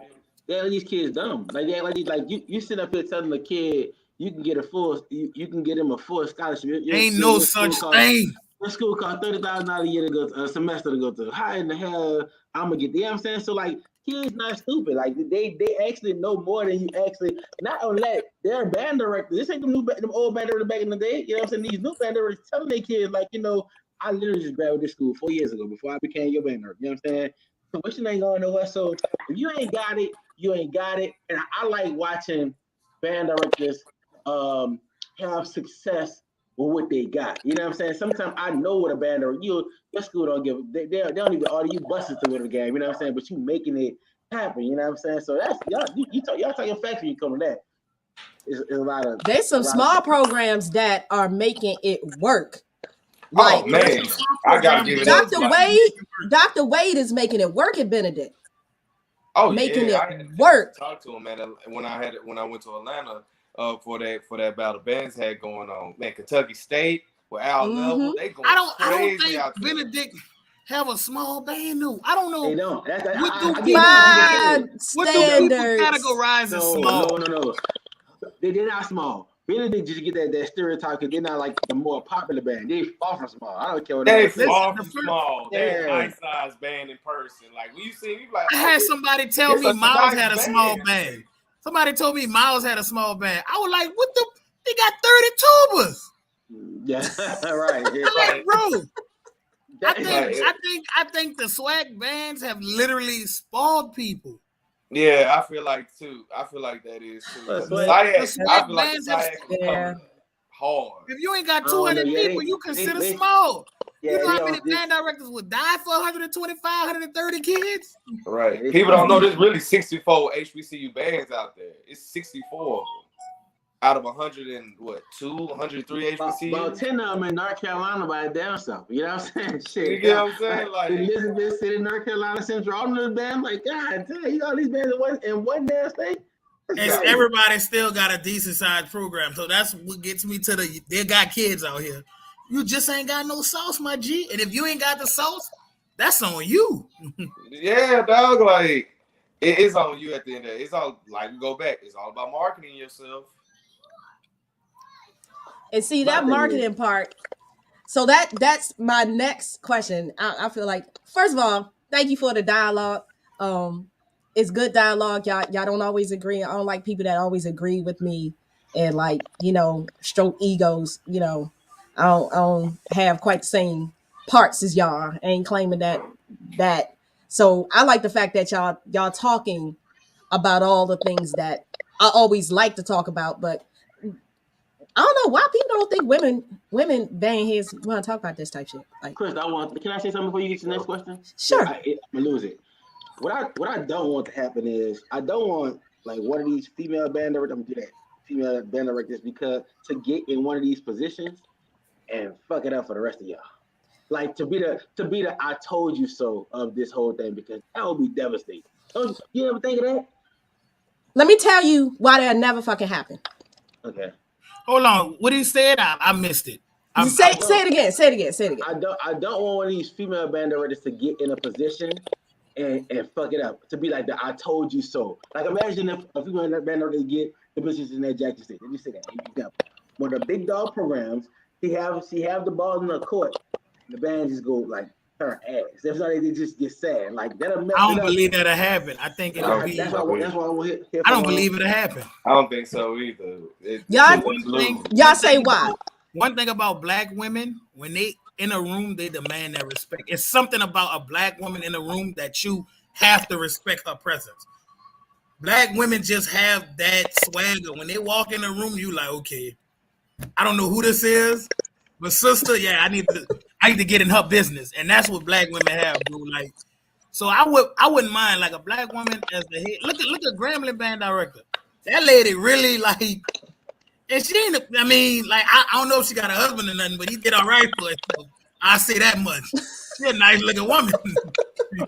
Oh no! Thank you for keeping it honest, because I think it's still possible. Like I just don't want. It's possible. I'm gonna tell you why it's possible. Unlikely. I'm gonna say unlikely. One, we don't get the opportunities, so we really work hard to not fuck shit up, because nobody's gonna forgive us. Like everything I do career-wise, I always have that in the front of my head. Not just don't fuck this shit up. How can you not fuck this shit up? You're gonna know more than them, you're gonna be better than them, you're gonna be colder on your horn, you're gonna have to write. A lot of the panel that I have, all of the women on my panel can write. Yeah, they had the lady at Valley. The lady at Valley. Miss Carrie Bush, I think her name. But I'm going to tell you why it could happen. Here's why it could happen. Because of what happened to me. We can have great ideas, but because it's our idea, they don't want them. They don't want it. Like I've said some shit in a room before. Be like, let's do this. And they be like, oh no, that's a bad idea. Give you an example. Since y'all brought up concert band, I was like, I teach in Baltimore City. They're not really in a orchestral culture here. There is an orchestral culture, but not necessarily with us at the helm, like most places. And so I said, let me start having spring concerts that have all the ensembles. But let's put a little media with it. So I started doing concert band stuff with like a movie theme, kind of like, I don't care if you don't play a horn, you understand what the fuck is going on right now. And co-director was like, nah, I think people gonna think that's hokey. I was like, okay. So, I didn't listen. I did it anyway. And I think our concert that year, we had a pack house. We had about 1,200 people at our spring concert. Now our average was always about 700 and up. And we do marching band. We would do marching band like the second half. It was kind of like a blast type of deal, but all the ensembles played. But when we gave a survey, everybody was like, we like that part the best. But he wasn't for it because it wasn't his idea. And so what we often compete with is great ideas that get shot down. Like, look at Supreme Justice Ketanji Brown. Over fucking qualified. And, she got all these things, but I just don't trust it. What we get a lot of times is mistrust when we get those type of positions. And eventually, if you got a family, you don't want nobody wants to have to listen to their girl come home, their spouse, their woman come home with all this shit. Like, kudos to my husband. He's heard a whole lot. He has to be the dumping ground sometimes. Like, oh, someone did this? Yeah. But, you get up and you put on a good face, but eventually that shit will wear down anybody. It's just like racism. It wear you down if you always in the room fighting just to get a little piece of what you already earned. I guess I'm backwards. I'm the opposite way. Like, to me, you got to show me a lot of shit. I don't care what it is. Like, you could say this, that, and the third. You this good. You got to show me. So sometimes, like, I know what I was hating on a few minutes. I don't know. I was hating on something so bad. I caught myself in the middle of being a hater. Like, I don't know if it was. I don't know if it was these kids with these new instruments or something. It was something on like, damn, wish we had that when I was little. And I always say, I wish they had a me when I was in school. I'm talking about the trip where y'all didn't have to bring y'all horns. I saw all y'all hating because y'all Landry went on a band trip, but they didn't have to bring their horns. That's all y'all who graduated was like, every time we went on a band trip, we had to bring our horns. Yeah. But at the same time, yes, it's something like that. It was one of those kind of situations. Like, we did get treated well when I was in Walker, but they really just on a whole nother plateau now. But I'm more of a show me. Like, if I think, you say you could pack the house on Krystal, you can get 1,200 people up here. Just because if I'm so confident in me, knowing it's a stupid idea, I'm gonna let you do it to let you fail. Let me say, but if you do, you know what I'm saying? But shit, it might have been a good idea anyway. I think people need to get that mindset. Like, you so busy worried about that she can't do the job or this person can't do the job that give them a try and see. They're just more so scared that you are going to succeed. It's ego thing. Hey. Exactly. Speaking of Adrian saying ego, that should be the question. When are the male egos going to take a back seat to some of these amazing female band directors? We didn't talked about a lot of shit, but we ain't addressed the real elephant in the room. These male administrators that see these overqualified most of the time women and still refuse to give him a job? How can you? If I'm giving you, I'm more qualified than the motherfucker you got one in the band right now. I'm more qualified than the last 3 motherfuckers you had over this program, but I don't get the job because I'm a female. I mean, but it's the same thing. Why brothers don't get jobs because you're a brother. But guess what? We dealing with them. Y'all dealing with us. Everybody. So no, we dealing with everybody. You dealing with everybody, true. But it hit different when it's us. It hit a lot different. I think this is a band thing because I don't know too many females. I know I just do a situation where females are getting the job more than males because simply they're more qualified. You know what I'm saying? This band thing is like I don't think it's down to your qualifications. They just don't want it to be you taking down their favorite or taking down somebody else's band. I don't know. It's crazy. It's one of the situations. I don't know. Mentorship is a big part of it. I can honestly say my college band director mentored me to be the band director I am. I'm not saying it happened it didn't happen from just because I'm a Black woman and I didn't want to fail. But when I kind of asked other women, that mentorship, especially when we talk about college, high school, it don't happen the same way. There's a lot of reasons why I understand. Nobody wants to be in the office with an all-female leadership because people start to talk. Like, I get all of the reasons why, like, our brothers might be like, nah, I don't need to take this female under our wing. I guess I'm different. You different, because I'm telling you, when I ask this question, with all them women, they gonna be what? When I ask this question, dudes have told me, nah, especially if you're attractive, I don't want people to I don't want to be in a situation. And it's unfortunate because some of us sisters have put them in these situations where now they're scared to do it. There's the old guard still running shit they don't need to run. I don't want to say what my friend Lauren always say, but she's for real. You like some of them just need to go off and die. Yes, I wish all of them just roll over. No, man. Get it over. No. I ain't gonna say that. Because listen, a lot of these old band directors, they literally run band like it's still 1990, like, bro. Everything music is not the same like it was when you were. Listen, I'm the music tech chair for the state, and when I try to convince the hardest group to convince them to use some new shit in their band room, guess who they look like? Shit, it's the safest thing for you the music chair in a state for high schools? No, just period, not just high school, like the state. Wait, you say you in Baltimore? Yeah, I live in Baltimore County, but I'm talking about Maryland. Like I'm the MMEA music tech chair. Oh, because it's one of them schools over. They need help. They need. Listen, no, my pay grade. I'm gonna speak my piece. I was just over there 2 weeks ago. It wasn't for a band related event, but I'm just looking at the morale of just talking to a few members of the program, and I'm like, I think it's so bad to the point that like how y'all say someone need to roll over. Some of them don't know they suck. Yeah, I bet you as an old nigga.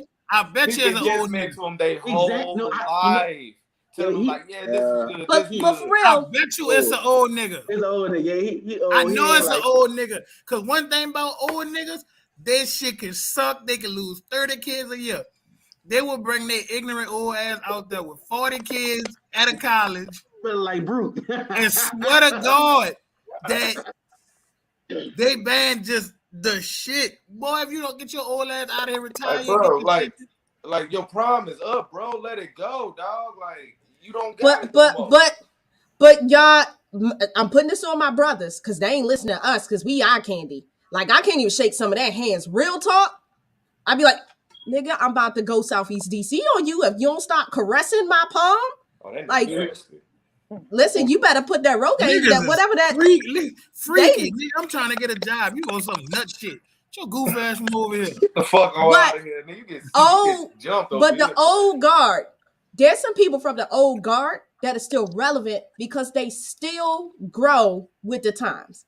Like they still grow. Like who? Name one. How would you think Pratt is? Look around us. But Wade. Rollins, I'm talking about on a collegiate level. I don't Wade. see. Okay.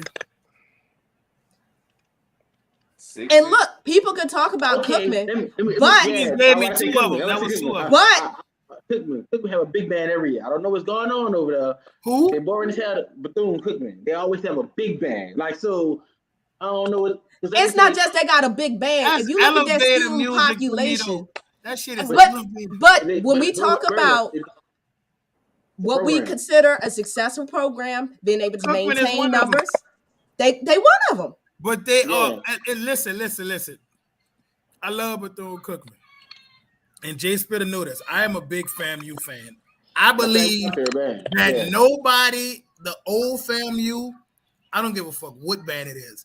You can't pull me up a band sounding better than old. It sounded like Peebo Bryson was writing all they slow tunes. These people sounded, and listen, I and Jay Spitter, I gotta say this. Listen. Bro, I would argue they hit us with the Young and the Restless and shut everybody up. I would argue with some of my Southern old heads, right? I would argue with some of my Southern old heads because they played FAMU when it was FAMU. Like, and they would be like, oh, we blow that big ass band out, blah, blah, blah. And then you cut on the tape and you'd be like, man, I'm about to start crying. These people sound so good. I don't get what y'all talking about. This passion, fan, you was in that corner. Me and Marvin looked at each other like, wait, hold on. That's fan. Hey, fan, we had them knockers over there in Memphis. I was like, dang. Man, them people sound good, man. But to me, good is good and slaw is slaw. I've never felt like at no time that Bethune was ever more entertaining than FAMU. And people disagree with me. I said, listen, I can't listen to Bethune Cookman for more than 2 or 3 songs. You cut on some FAMU, I can go. It's crazy. I can tell you the last hit that I know for sure that Bethune had. That was that Marvin Gaye and Chardonnay. I was in college. Them 03 jokes, swear to God, they was better than God damn, wait, Marvin Gaye and Chardonnay? That shit like what, 11 years? No, it had me like 14 or 13 when they first played that song. I'm like, well, goddamn, if they could yam that song like that, come on, give me some more of this. The next song they played was Let's Go. Let's Go. I said, damn. But I think they've been having the same arrangement for like over 20 years though. But 03 SU took a hard dive to FAMU. I just know they did. Like, and there's nothing they can convince me to believe. Because 03 SU is like the not talked about version of SU that they really wasn't that good. And it's hard to say that about that band, but that was probably my least favorite year of the Jukes. 03, like they were like, we found out they were really human. Them niggas was messing up left and right. We were like, I ain't about to sit there. I ain't about to go along with you, bro, because you already know how that motherfucker about to be. And I definitely agree. Well, I don't agree with the statement, but I get your point that you make. You know what I'm saying? But it's only gonna be. Let me tell you the difference between that is that 1 year. That 03. Let's just say 03 or 4 or 5. Look at the rest of they successful years. And I literally just said that, but guess what? It didn't change. North Carolina A&T put their foot so far up Southern ass. And listen, niggas don't like to talk about that because you bring that up, like niggas will say, you know, Southern beat your band. I'm gonna circle back. That's that cat we talking about, right? Yeah, no, not the Southern. The Southern has never taken the nail. I'm gonna definitely hit your ass with the. You got to go back to 03. None of us was in high school in 03. We battled in middle school. I'm gonna be on it. I was in college. Okay. All I'm saying is, let's it'd be weird to see that. And I could go other years. Listen, 2010 Boombox Classic, boy, Jackson State kicked y'all ass. The greatest ever. Listen, the most slept on Boombox is 06 to me, right? And this is why I start talking music. Agreed. Music versus band heads, right? I say 07, honestly. Man, if you go listen to 060, Jackson State ran every march you could ever think of, and that's 0. Right? 06 was a good year for a lot of programs, though. Jamming rap tunes, right? They were just blowing rap tune after rap tune, and Jackson State was just like, okay, we're just gonna keep playing our marches. But if you talk to Southern cats, it's like, man, we were smashing them in a 0. These people ran a clinic. But they get away though. They literally was like, okay, we'll give y'all the rap tunes and the zero. I don't know, Burger. That getaway. That's Jackson. I like the fam analogy better because that's what they do. I don't end up fucking rap. And Boombox, I ain't coming for that. Stop. But listen, you got listen. I did not come here. I did not come to Boombox for this. That's like a high school this year in Mardi Gras. Perfect example. I didn't come out here and hear this shit. I didn't, Burger. So now look at the outcome. So come on. You know I'm right. I always said this Boombox, fam, you get away with it because that's what they do. You came to Boombox to hear Carnival of Venice, or you came here to hear Yam on Your Mama in Town 10. Think about this. And this is why I say a lot of niggas are band heads. And it's I think niggas need to just start accepting the fact that they are band heads with musical opinions. Because it's musicians and it's band heads. Because listen, if somebody play Carnival events and they play that bit top to bottom perfection, I'm gonna be like, sheesh. Yeah, you got me on that one. You be like, segue. Segue. When we talk about band heads versus musicians versus band fans, music educators, we can't find a common ground if that shit was standing in the middle of our house. That's why I always say you always gotta but real quick. I'm gonna say everybody need each other, and people don't want to hear it. People don't want to hear that. Everybody don't need each other because guess what? I've been to ecosystem. Listen, hold on, Burger. Let me hear what Adrian got to say. Man, as far as like this, is how you can separate all that.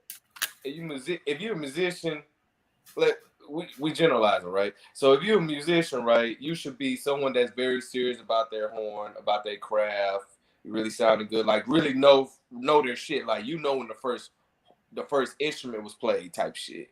You got your band heads, people that they're musicians, but they only care about one certain thing. You get what I'm saying? Just one certain thing.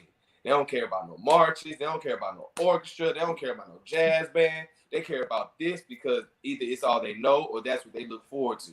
And you have band fans, people that's never marched before in their life. But, you know, they love the craft. So ain't nothing wrong with that. But your opinion is very limited to an extent. Nah. When people say that, I agree, Joe. But when people say that shit, you want to see some angry motherfuckers say, I consider myself a musician who happens to be a band head for things that I like. That's what I was getting at. Who happens to be a band fan for things that I don't know shit about. And I just like a connoisseur, like a food connoisseur. I like to eat it, but I don't know how to make that shit. Right. I think the issue, so I agree with the breakdown. The problem is I have as a musician is when you try with your band head ass self dictating to me what the fuck musicianship is. You're not winning that battle with me. Yeah. Like, I'm gonna give you an example. I get why people say they don't want marches in a zero quarter. I get it because there's an entertainment value and what the crowd wants kind of dictates a lot of what you play. A lot. I didn't say all. However, no, wait. However, wait a minute. Wait a minute. I'm not finished. Let me finish. But I challenged the motherfucker and they almost called me about their name. I can see it in the text. Like they ain't do it, but I can feel that energy. And I said, have you ever, they call it European shit. I said, let me help this motherfucker out. He don't know shit about marches. And I can see him like the ignorance just growing. And I was like, man, sometimes you just gotta shut the fuck up. And I was like, do you know where marches come from? And he had nothing. I was like, you do know that marches came from the Ottoman Empire, right? He had nothing. You know that marches were for war, right? Yeah, bands were for war. Nothing. Marches were for. So what better environment than this warlike environment we keep talking about this shit is than a motherfucking marching band battle? But you know what this nigga was like? Oh shit, you ain't nobody gonna listen to no march in those areas. I said, if I find a march, you gonna listen to that shit. No. I said I named one. I dropped the link. I said, go listen to this. You know that ego, male pride, ego, all that shit puffed up to the top. I said, just go click on it. Just tell me I'm wrong. after you click on it and listen. I know that shit ain't happened. Came from the Ottoman Empire. The Europeans didn't even have fucking drums in marches. They didn't even know what the fuck. Where did drums come from? Come on, y'all know this shit. You know, I'm kind of dark. Right. You know what I mean? I mean, I'm just saying. Maybe, you know, maybe that's why we're so good at it. Maybe. But anyway, I was like, so the original intent of marches didn't sound like this whole, you know, Americans that we kind of been sold. I was trying to help brother, but that ego was already at maximum level ignorant. I was like, okay. It was too late. It was too late. That combo. Yeah, like it was too late. So I challenge. They don't challenge. If I get a band, I'm coming with John Mackey Xerxes, and I'm gonna fuck some people up because they're gonna be like, "That's a march." I mean, like, and I know what measures. I ain't gonna play the whole thing, but I'm coming with John Mackey Xerxes in the original march intent, and I'll shit. Everybody be playing marches after that. Everybody be looking for marches. I want more marches than a zero. And I'm not saying load the zero up with marches, but I'm saying but listen, diversity. If I play, listen, hold on, time out.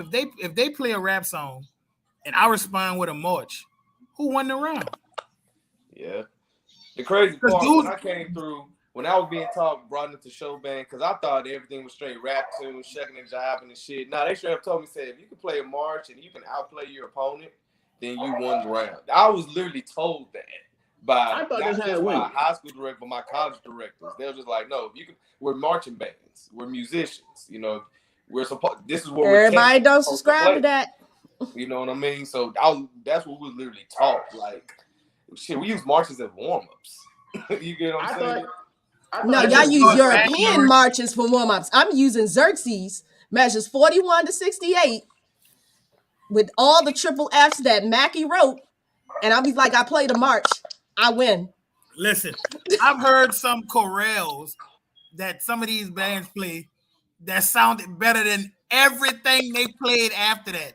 Yeah. I've literally heard a band play a chorale, and I was like, you know, like people say music can literally, it makes you emotional. I've literally heard a chorale that had my mouth was open. And then everything they played after that had me with my hand on my head, like. So disappointed. How could you fuck this up? You started off so perfect, and then you just went downhill.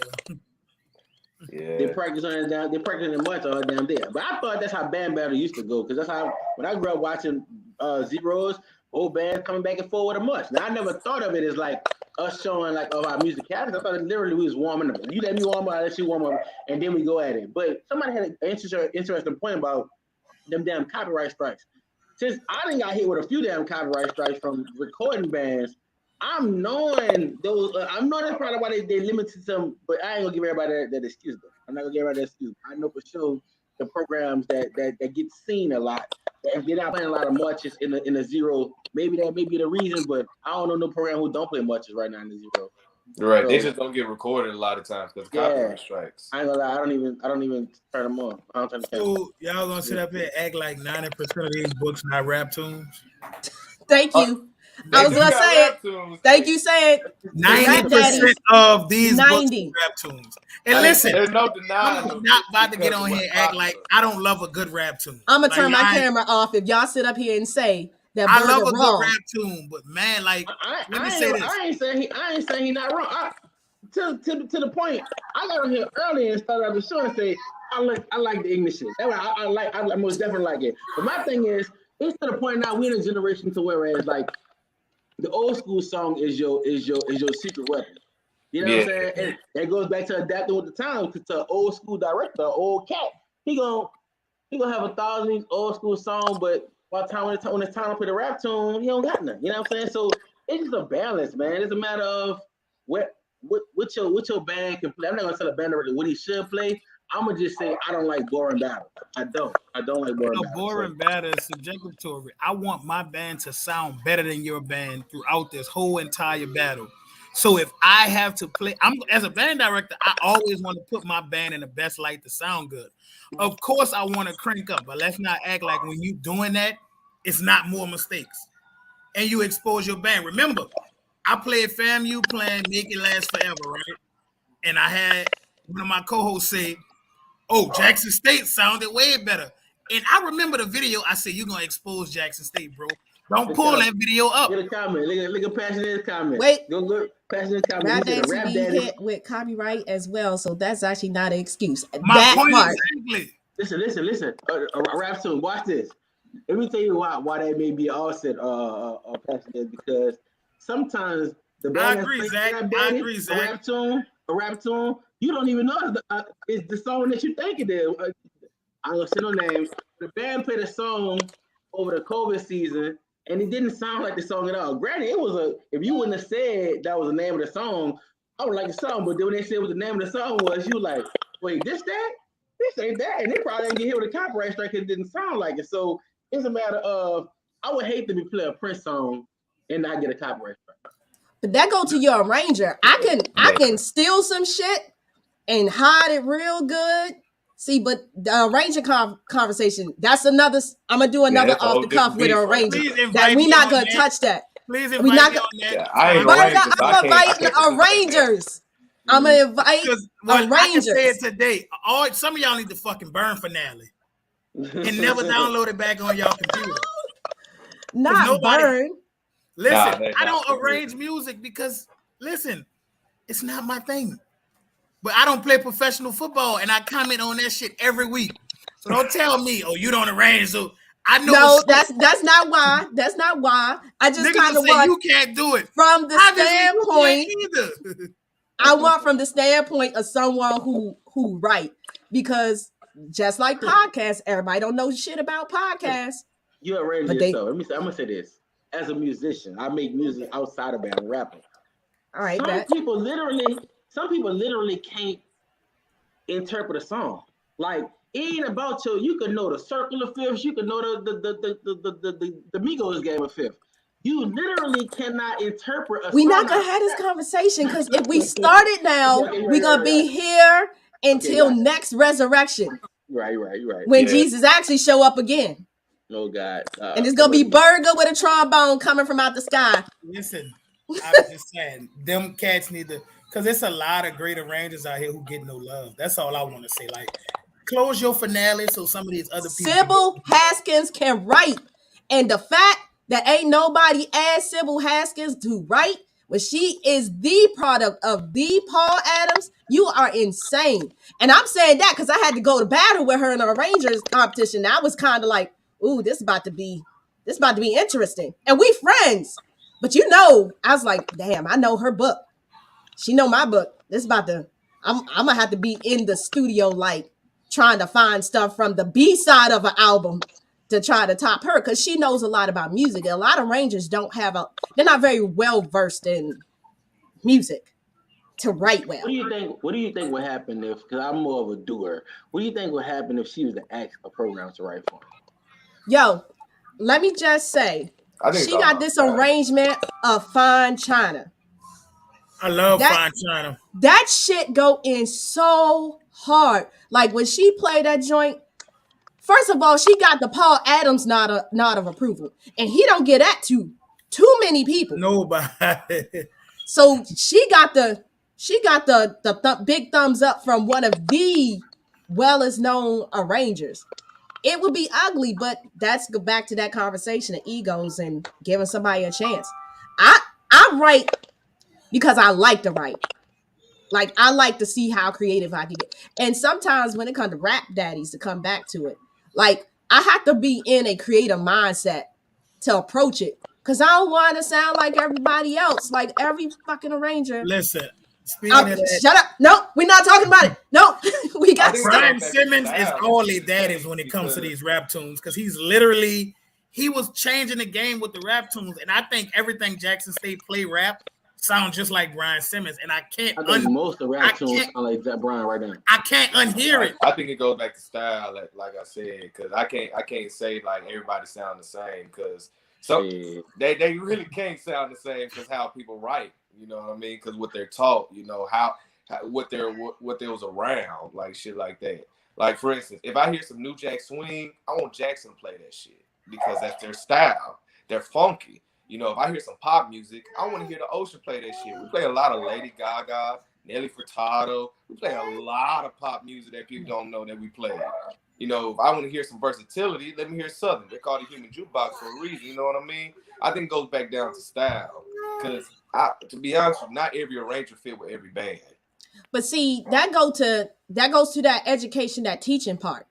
Like, there aren't too many band directors I know, I don't care, college, high school, that can arrange, can teach it, and get the band to sound unique with it. Like, there aren't too many people who have the perfect trifecta of skills, like, at all.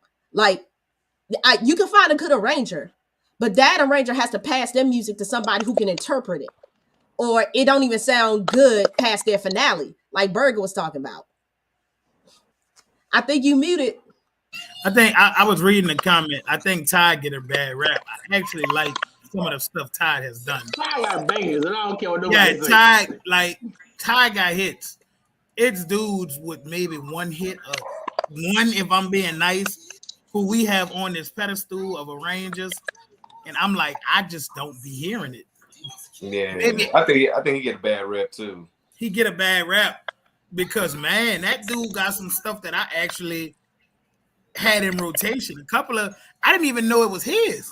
I was like, oh, Ty wrote that? Hey, to me, he gets better and better as years go by. I'm like, I don't get it. I'm like, Ty got them bangers. Ty got a ton of them bangers. I'm like, what? I don't get it. I don't know. I'm not in that circle, so I don't. All right, this is my last question, because my family are gonna eat unless I break open that kitchen, because they're gonna act like I'm telling you that I'm sure. My kids have been literally getting on my nerves for like the last. I know that there's always like a time limit to how long. He literally came and sat next to me. He's like, all right, hey buddy. Man, tell Daddy said it's my time. It's my time. I'm ready to be taken care of. So here's my last question. Do you think having a social media presence has negatively affected some programs? I didn't say positively, because y'all not gonna get me with that one. Negatively affected some programs. Yes and no. Okay. No, because, well, it kind of, I still go back to marketing. No, because literally before, like, people really utilize social media presence and see that it can be used, a lot of people just didn't know who these bands were.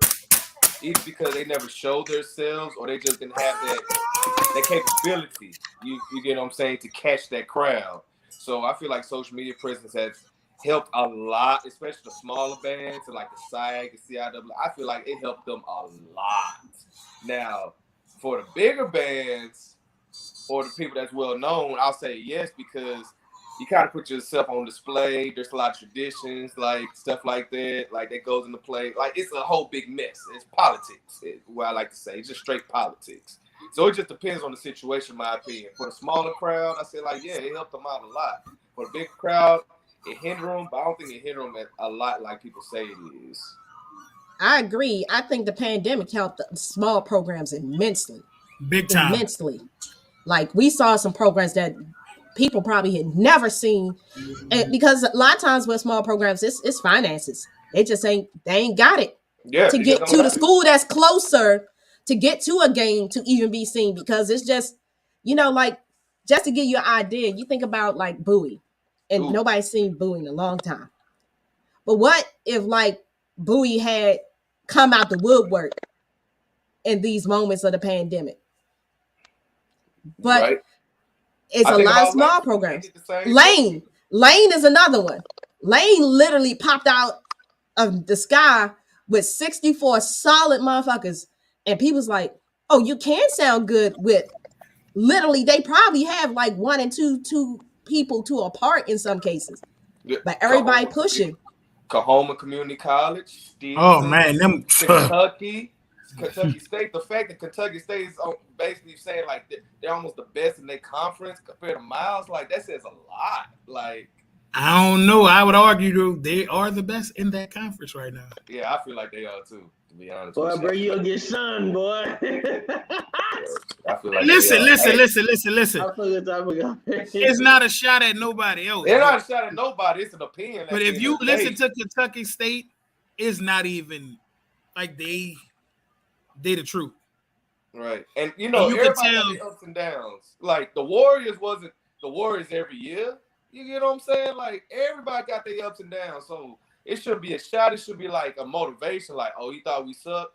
Okay, we're gonna get better. Whoever it is. At the end of the day, it's my opinion. It's all our opinion at the end of the day. Nothing sticks. Everybody listen to something. What's good to me may not be good to you. Absolutely. I'll answer your question, Krystal. I'm gonna say all publicity is good publicity. You know what I'm saying? Before I became a videographer, I was a PR. My major is public relations. So I know how to make something so small turn so big and make something so bad so good. So I feel like to his injury, that was you impressed with that. That's the second part of the answer. Like sometimes bands don't know how to use their strengths to make the whole program bigger. I.e., let's put on these dance teams. Dance teams get more views than bands nowadays. Like you know what I'm saying, that's why I commend Mr. Everson at Alcorn. It's so much to the point he even give his girls a say so what songs be in the book this season. You know what I'm saying? So if the girls getting all the views and the band playing the song, when this artist reposts this song, he's gonna make it the girls they this highlight, but the band had to execute the song. You know what I'm saying?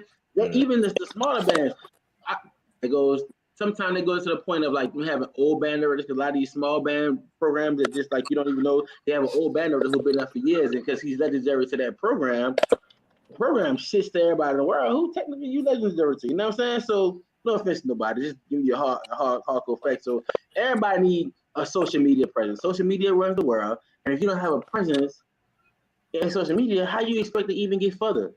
Whether it's good publicity or bad publicity, is you can always mark yourself with a turnaround from. I'm the type of, I had a band program, I would mark it as having 10 trumpets.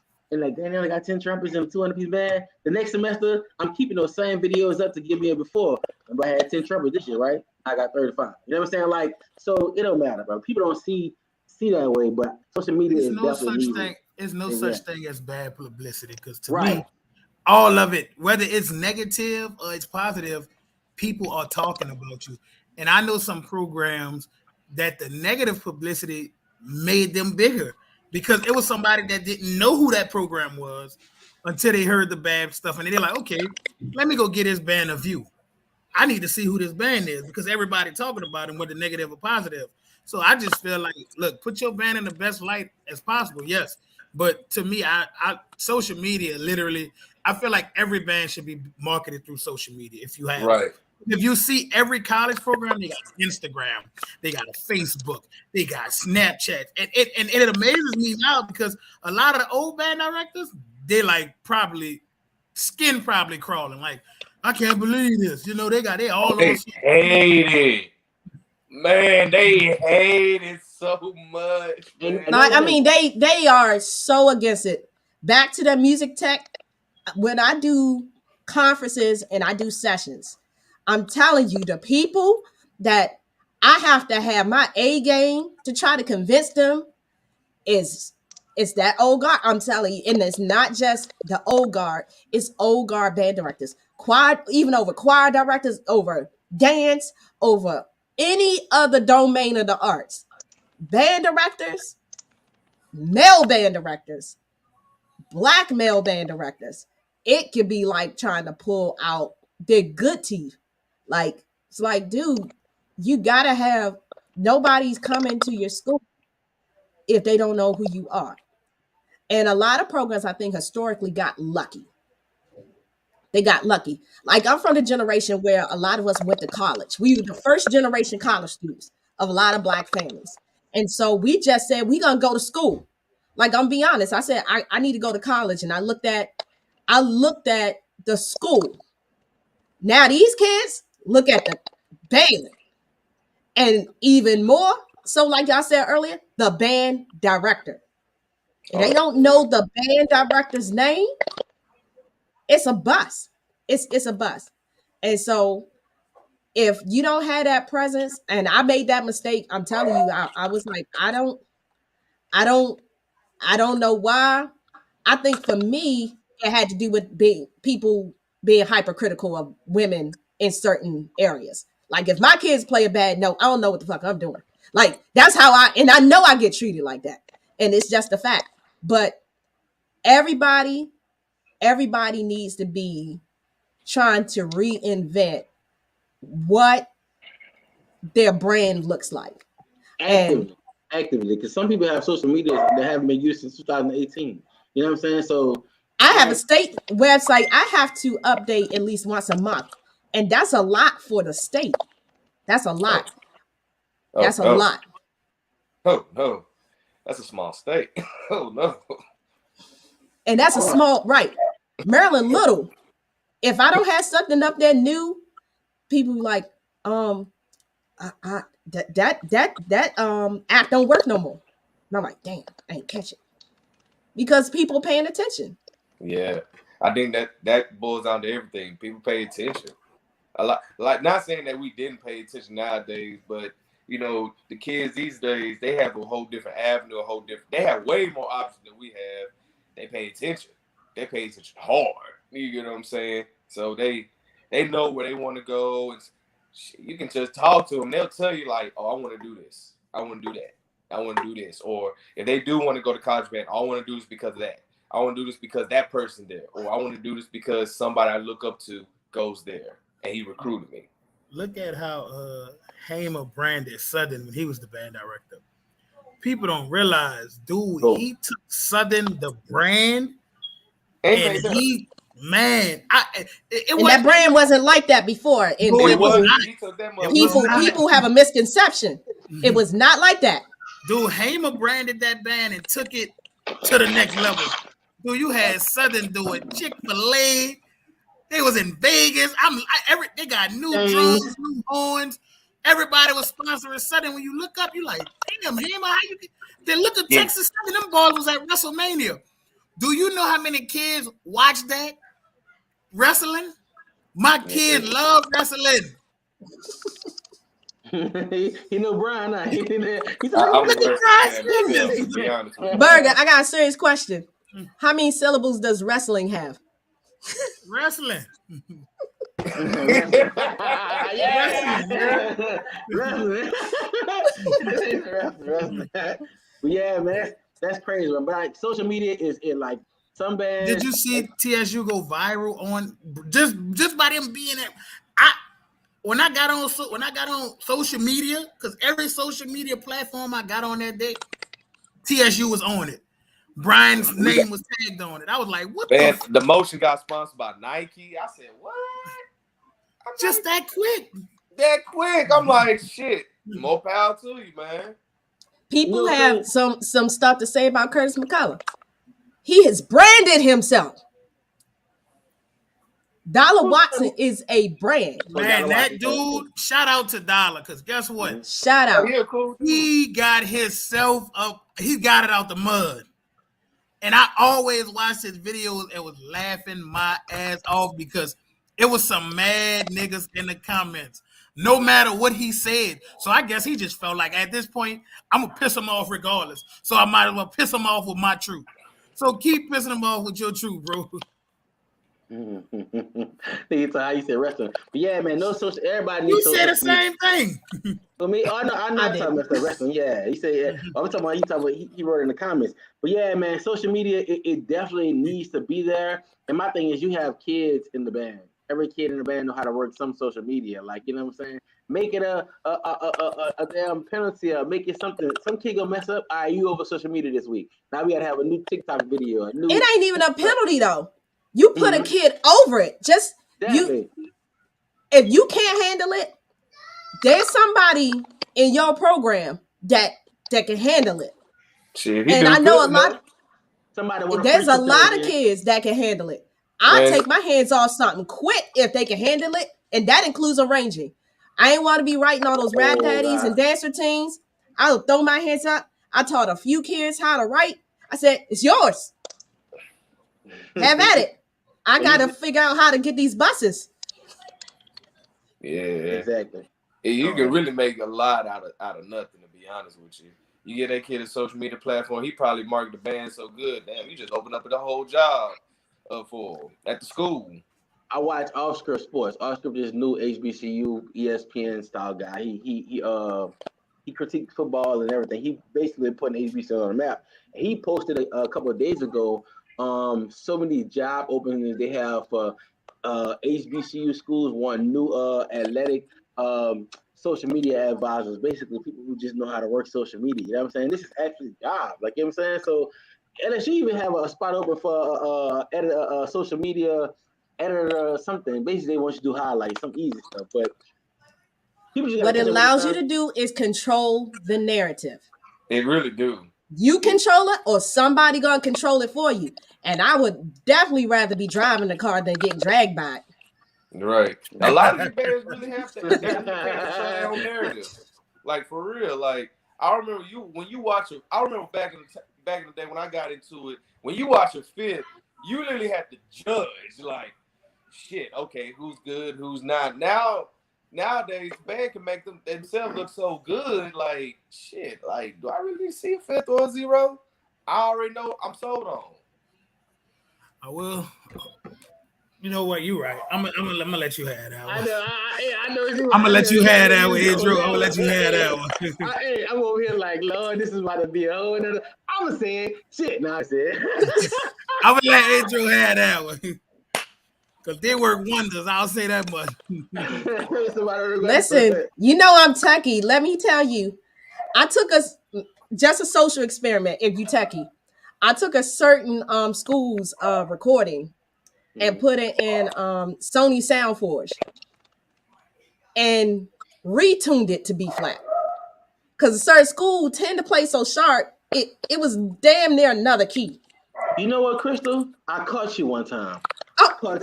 Let me tell you. You said something on Passion This. When you said you was hot, I don't know what you was mad about, but you were like, yeah, you know, some schools tend to stack the audio.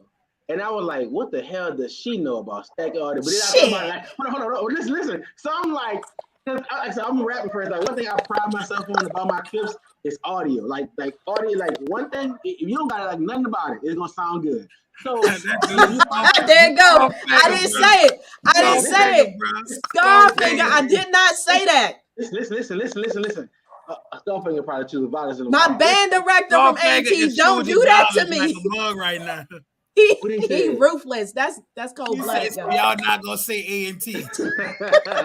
I'm just saying. I'll leave it alone. But listen, so yeah, when you say that one show, I was like, damn, she actually have a point. I'm gonna say this on that. That's one thing I do appreciate about different schools having media. You know what I'm saying? I appreciate, like, I'm a band, so like I like watching anything. I can watch 2 garbage schools and I'm gonna find something I like about it. Like, well, shit, at least they tried to have a drum part. You know what I'm saying? At least they, Luke is about to be my new meme. When I turn my camera off, yeah, y'all gonna get that. But yeah, you're right. It's when you said that show, I said, dang, like she know a little something. But I would like to know the school that you tuned to B flat. I'll send you the clip. I got your email. Send it to me, and I'm tell you. I'm gonna resend it back to you. Sounding like what I think it should ain't sound the like. only ones that. No, they not. They not. They got somebody I would put in front of A&T, but I don't want to shot. I don't want to blow this internet up tonight. Nah. It's amazing what you can do. Miss Krystal gotta go cook. Yeah, it's amazing what you can do with some of these programs. I'm just saying. It's amazing how you can take them, turn them highs down, put that reverb on to get away some of that decay. Fade out them bad notes. Yep. Go in that joint with a fine-tooth comb, start editing little spots out.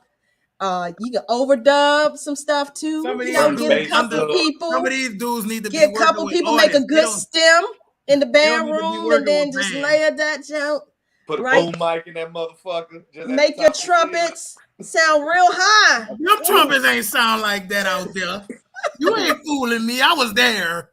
There was a lot of them, but they wasn't sounding like that.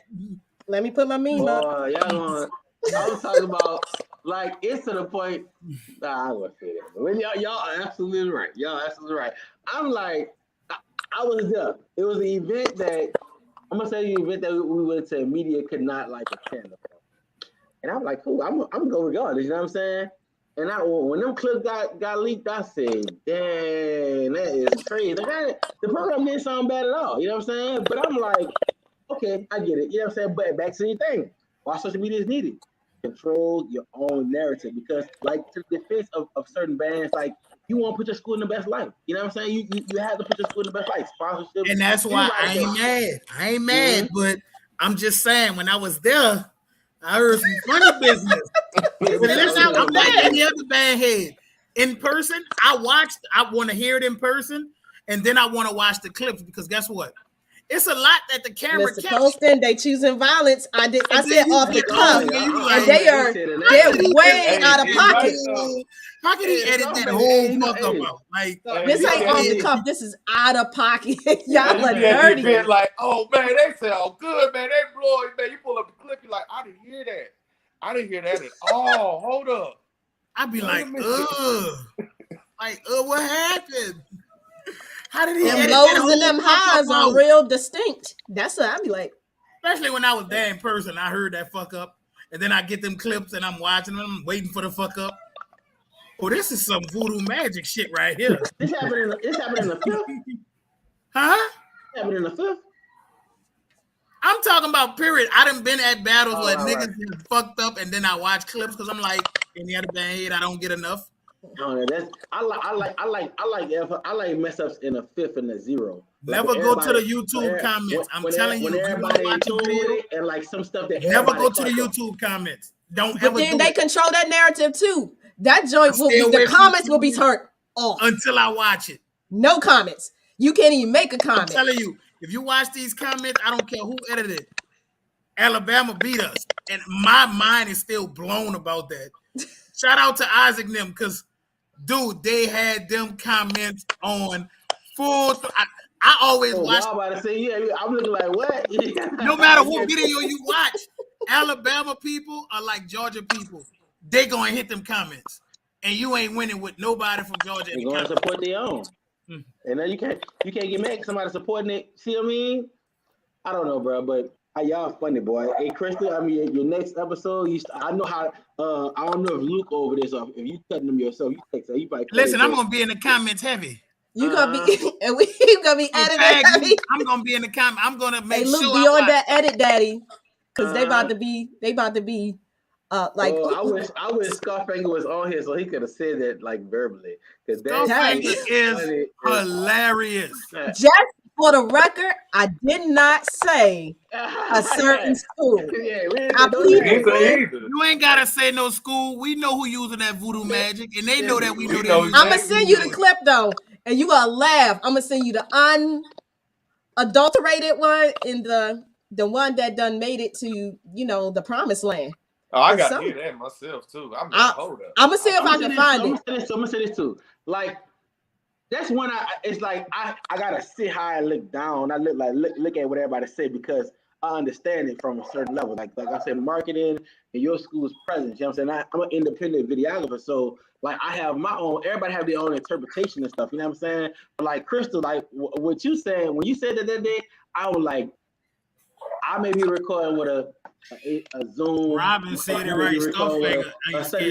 Nobody record with camera audio. Like some things just be like, God damn, like you had a whole symphonic. I feel you, but that's funny. Egregiously edited. I mean, like, damn, you ain't leave nothing. Nothing.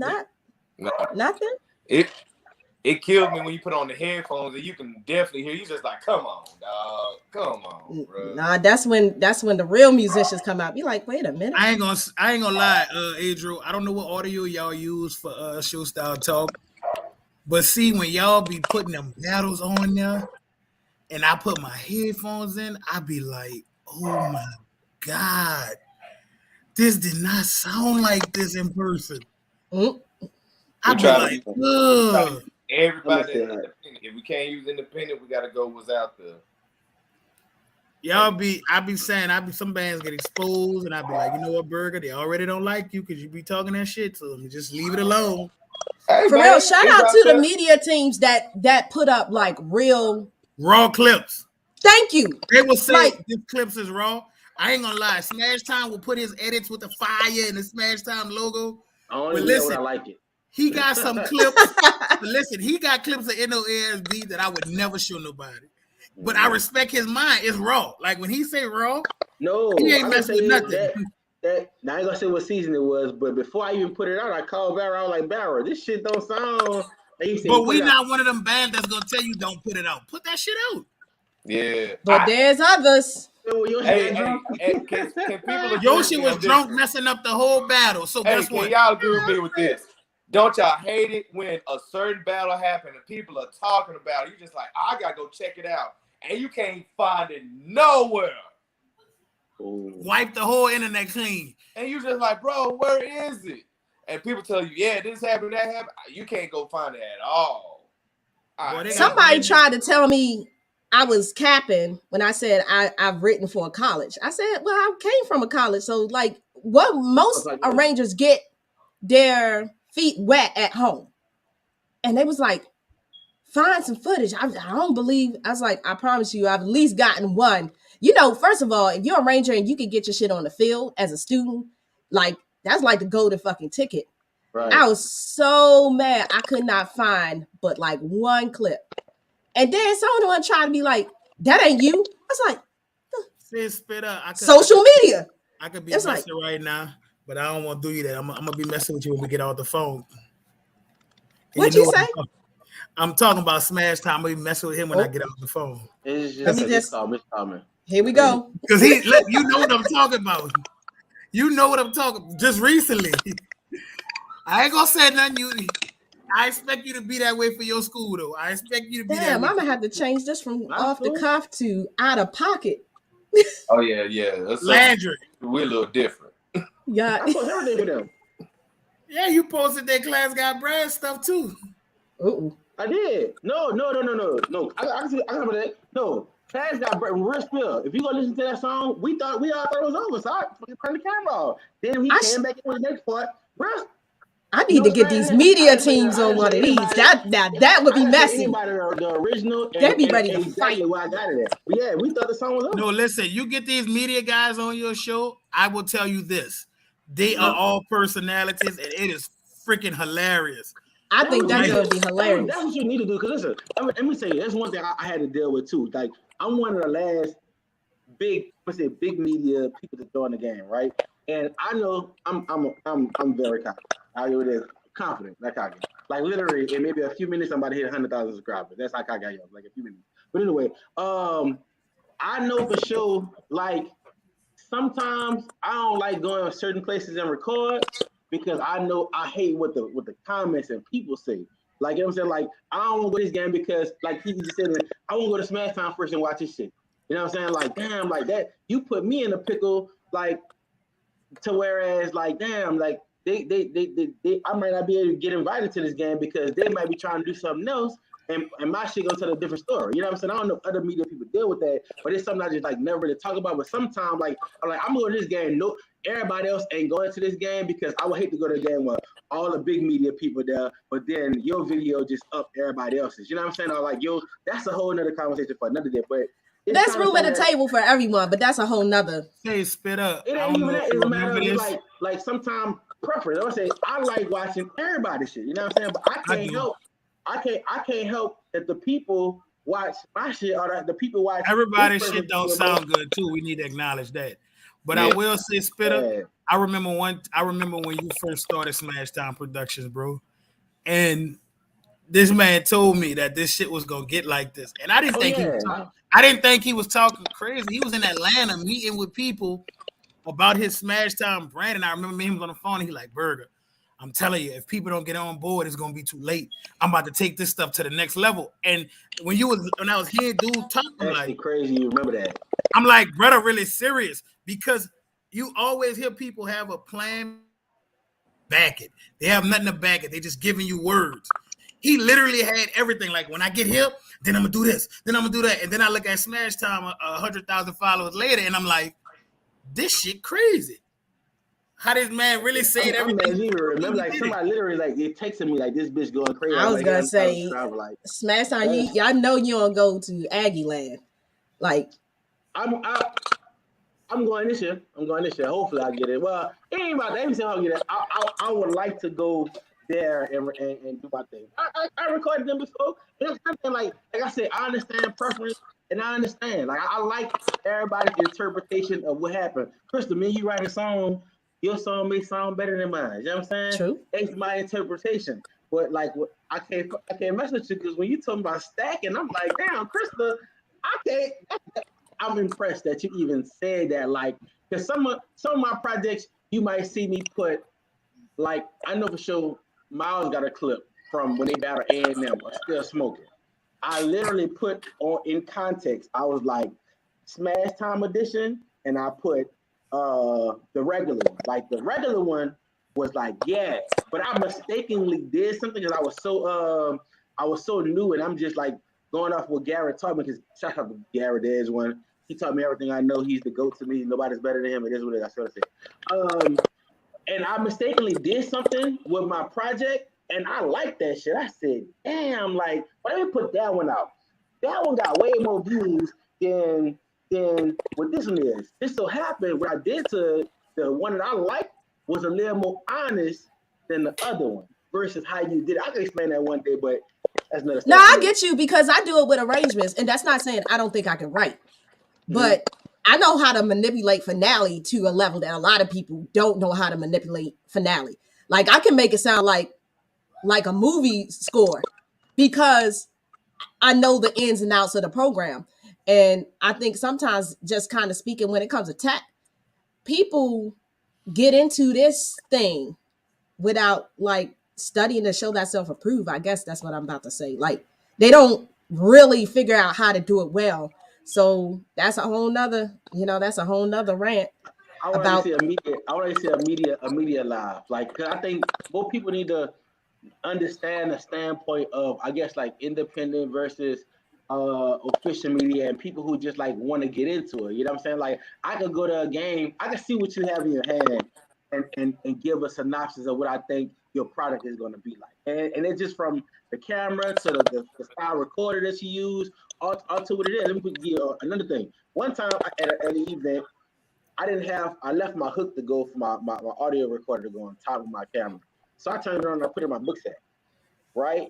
When I tell you the audio that came from my book set was so crazy because they had a muffler on it, right, Krystal? You know what I'm saying? It just was, I don't know, that's another story another day. Like, we can talk about, look, what kind of mic is that? Like I said, so like, yeah, it's crazy, but we'll be out here all day. Everybody goes, yeah, though. I've been saying Justin got the best friend. Definitely should do a media. Yeah, we should. Well, I want to say thank you. Y'all the inaugural start of the Off the Cuff series. I'm probably going to do it like once a month. But listen, fellas, don't talk the game about supporting ladies. And then when it's the ladies panel, like somebody said it before, and I don't want y'all to feel like this. Like, we don't really get together to talk shit about men. Like, that's a real bad narrative that come from Black women. Like, if brothers see us all together, y'all feel like, oh, they about to sit here and talk shit about men. Like, we gonna talk our truth. Listen, I don't believe you talking shit when it's true. Right? True. But men back to egos and together, we talk about women. We talk about the ain't shit women, the women that shit. We talk. So I expect women, when they get around each other, to speak their piece. I ain't mad at them. Right. It's women. I expect that. So I say that to say we here every Sunday. Tune in. We be talking. We interview Juliette Boykins, and she was mad dope at her interview last week. We've talked to Stephanie Sanders from Norfolk State, and somebody put in the comments that she a band director. She's the assistant band director and been there since the early 2000s. And she also came. People don't know her history too. She was down. I don't want to say. She was down south. Crazy, bro. What'd you say? Skullfinger crazy. Skullfinger said, yeah. If you could get Garrett and Showtime on the show at the same time, you the GOAT. I'm gonna try. Listen, I ain't afraid of shit. I told y'all I'm from Southeast DC. I ain't afraid of shit. That'll be your highest viewed show. I promise you. I'll tune in to that shit. You got it. I think from a woman's standpoint, and a woman that can, talk some sense into a confident woman. You as confident as you is, you can do it. Talk I believe some that sense. she could. I feel like y'all about to put my ass in the lion's den. Like, No, you ain't gonna be in the I'm lion's gonna come den. out that bitch with emotional damage. You're gonna come out with a lot of people gonna watch. Listen, Showtime Web got a lot of YouTube subscribers. I'm gonna be like this bitch. You can pull that out, Krystal. Oh my God, I'm getting the You are literally the podcast goat. Well, I'm gonna say y'all inspired me, like real talk, before we sign off this thing. Because Burga, you said something that meant so much to me. I was teeter-tottering about like podcasts, and Luke reached out to me. He was like, sis, I think you could do it. And I was like, I've been thinking about it. But you said something, you was like, man, I could listen to you talk all day. I was like, oh, most definitely. That like touched me like right here. I was like, okay, so that means people actually listening to what I got to say. You definitely could be a good moderator too, because like you know, like you had the voice, and you like to see people who like when me and Burga said we don't agree with everything. You like the fact that people don't always agree. Most time when and that's why you really it's lame to have a group full of people that agree. Yeah. Even when I watch Krystal talk, I like the fact that they don't always agree with each other, and even sometimes when they give their scores, I'd be like, wow. You know what I'm saying? I'm like, you can tell that these dudes really don't interpret band and music the same way. Because they'll judge a battle and I'll be like, oh, that band got their ass kicked. And then they start getting scores and I'm like, huh? I did a battle for Meet Me on the 50, man. And yo, somebody was like hot at a score. And it was Southern versus Tennessee State. And Tennessee State picked the right clip. They picked that Star Trek. I was like, I can't. First of all, Southern tried to hit them with a gospel daddy. Oh no, it don't work. I was like, no. You can't boo them gospel daddies, but guess what? Man, fuck that. I'm booing them hoes. Shit. Fucking with it. Shit. Some things even Jesus pulling out a gospel song is worse than pulling out, and I love marches. I was that is underneath. That them gospel tunes is saving grace for a lot of bands. You know because what? you cannot boo God. I'm gonna say this. No, I'm gonna say this. Everybody can't write a gospel tune. It gotta be like that Let It Rain, like Brian wrote. Something like that. Like that to me, I don't care what part of the battle you put. Did you hear that? Nah, to me, it gotta be kind of like how Jesus. Posting, if I remember, I'll send you a message. That joint was booty sauce. Like, it wasn't just booty. It was the sauce that come out your booty when you had too much Chipotle. I was like, no, don't do this. Don't do this. Somebody said that be Travis nice ass. Yes. I always tell Trav, I hate your scores, Trav. I hate your scores. And I had to give it to them. And people was like, she don't know about band. I was like, nah, I know ass is ass. That wasn't it. Hey. If it's trash, it's trash, dog. Like slaw. That boy Adrian busted that shit was trash. Everything is subjective, man. Like shit. Like I'm not getting mad at nobody's opinion. You know what I'm saying? That's your opinion. It hurt. I think it hurt more when low key. Somebody said y'all going fed on the lower songs. It messed up. The battle put they need to come back and pray about those decisions. That was just not the right decision. Sunday, bro. Y'all out, man. It was not the right decision. I'm just saying, it don't ever fit. There's only like a couple of them that actually work, and I'm biased for Jesus. I don't like gospel tunes in battles because it's like, think about it. If I just played a excuse my language, a pussy poppin' rap tune, the crowd was going crazy. Now you done came back with a gospel song. What you trying to say? You need to pray for me? So now you know the worst part? Every old person gonna be like your grandma was the why show like that band that played Paul. I got one for y'all better. We battled Hum summer 2011 at Barnett Stadium in Texas, right? In Houston. Oh yeah. I remember they was kicking our ass the whole battle. We played You Brought the Sunshine. I knew you were gonna say that. Yeah, You Brought the Sunshine. I don't know why Brian pulled You Brought the Sunshine out of his ass, right? But the crowd loved it. And we was getting our ass kicked. But I remember that when they was singing too. And when we left the next fall, all the people was like, oh, y'all played that Clark Sisters. We love that. And I'm like, boy, we just lost. But all they talking about the Clark Sisters. So guess what? We taking this W and going our ass home. Hell yeah. Man, them early 2010 New Orleans and Hum battles just be serious. Woo. Yeah, because that's why I always tell people, I think I told Alex, I'm like, man, Houston has over 6 million people.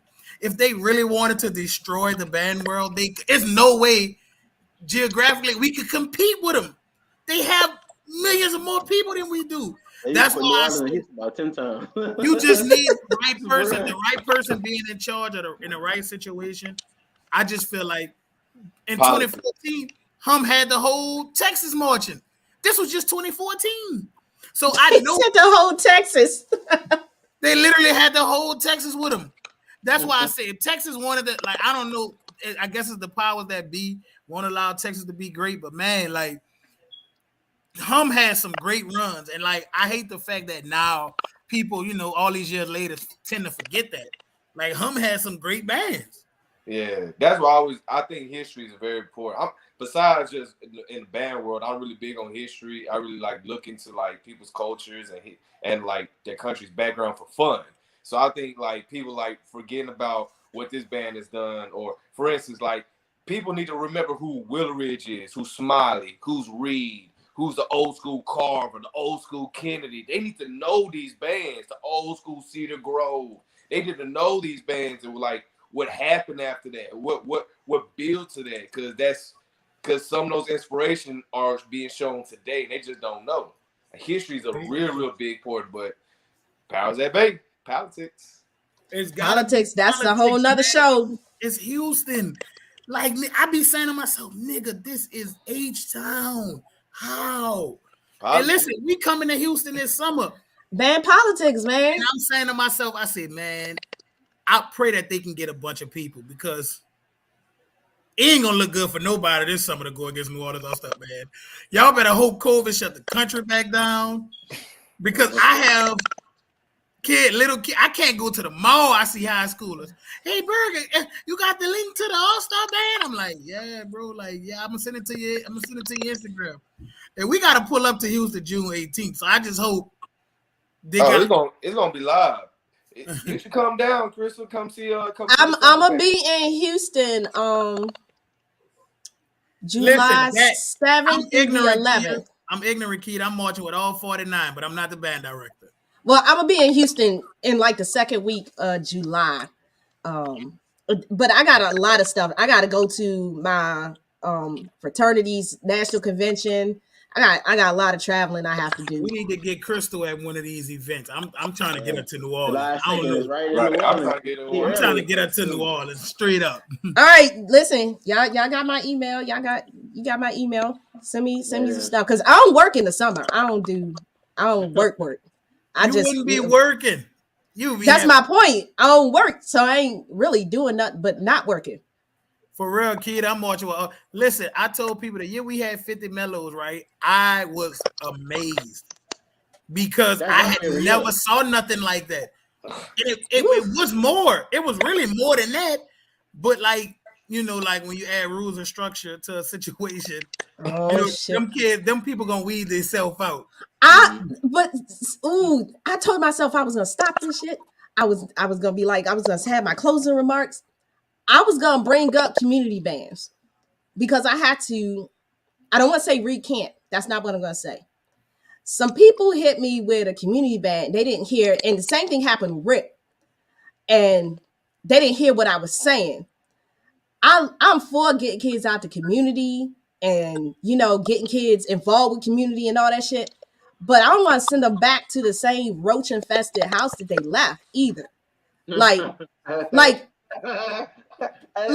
to me, I grew up, real talk, I grew up homeless for a while. So I know, like, if you're going to tell me that this is what I should do and I need to put my energy, my heart, and my passion in it, because there's nobody more passionate than a poor Black kid, period. I don't care how much resources you got. All my passion comes from not ever wanting to be, not for my family, not for my future. And so I was like, some of the stuff y'all got going on is not going to be conducive to longevity. People like, man, why are you saying that? I'm like, as soon as you say, I don't give a fuck what adults do, but as soon as you put kids in the mix, I'm like, your vision got to be a little different. And I co-ran one successfully for years. And we wasn't playing no Kalitnikov and Stojakovic. But niggas ruined it. I'm just going to tell the truth. It was going well. We was putting kids on the bus. We was going to Atlanta. The only group from up here going down there and like staying in ground. If y'all don't believe me, somebody be like, let me fact check. It was called the Rebels. And we were doing it with like 30 people, but we were doing it.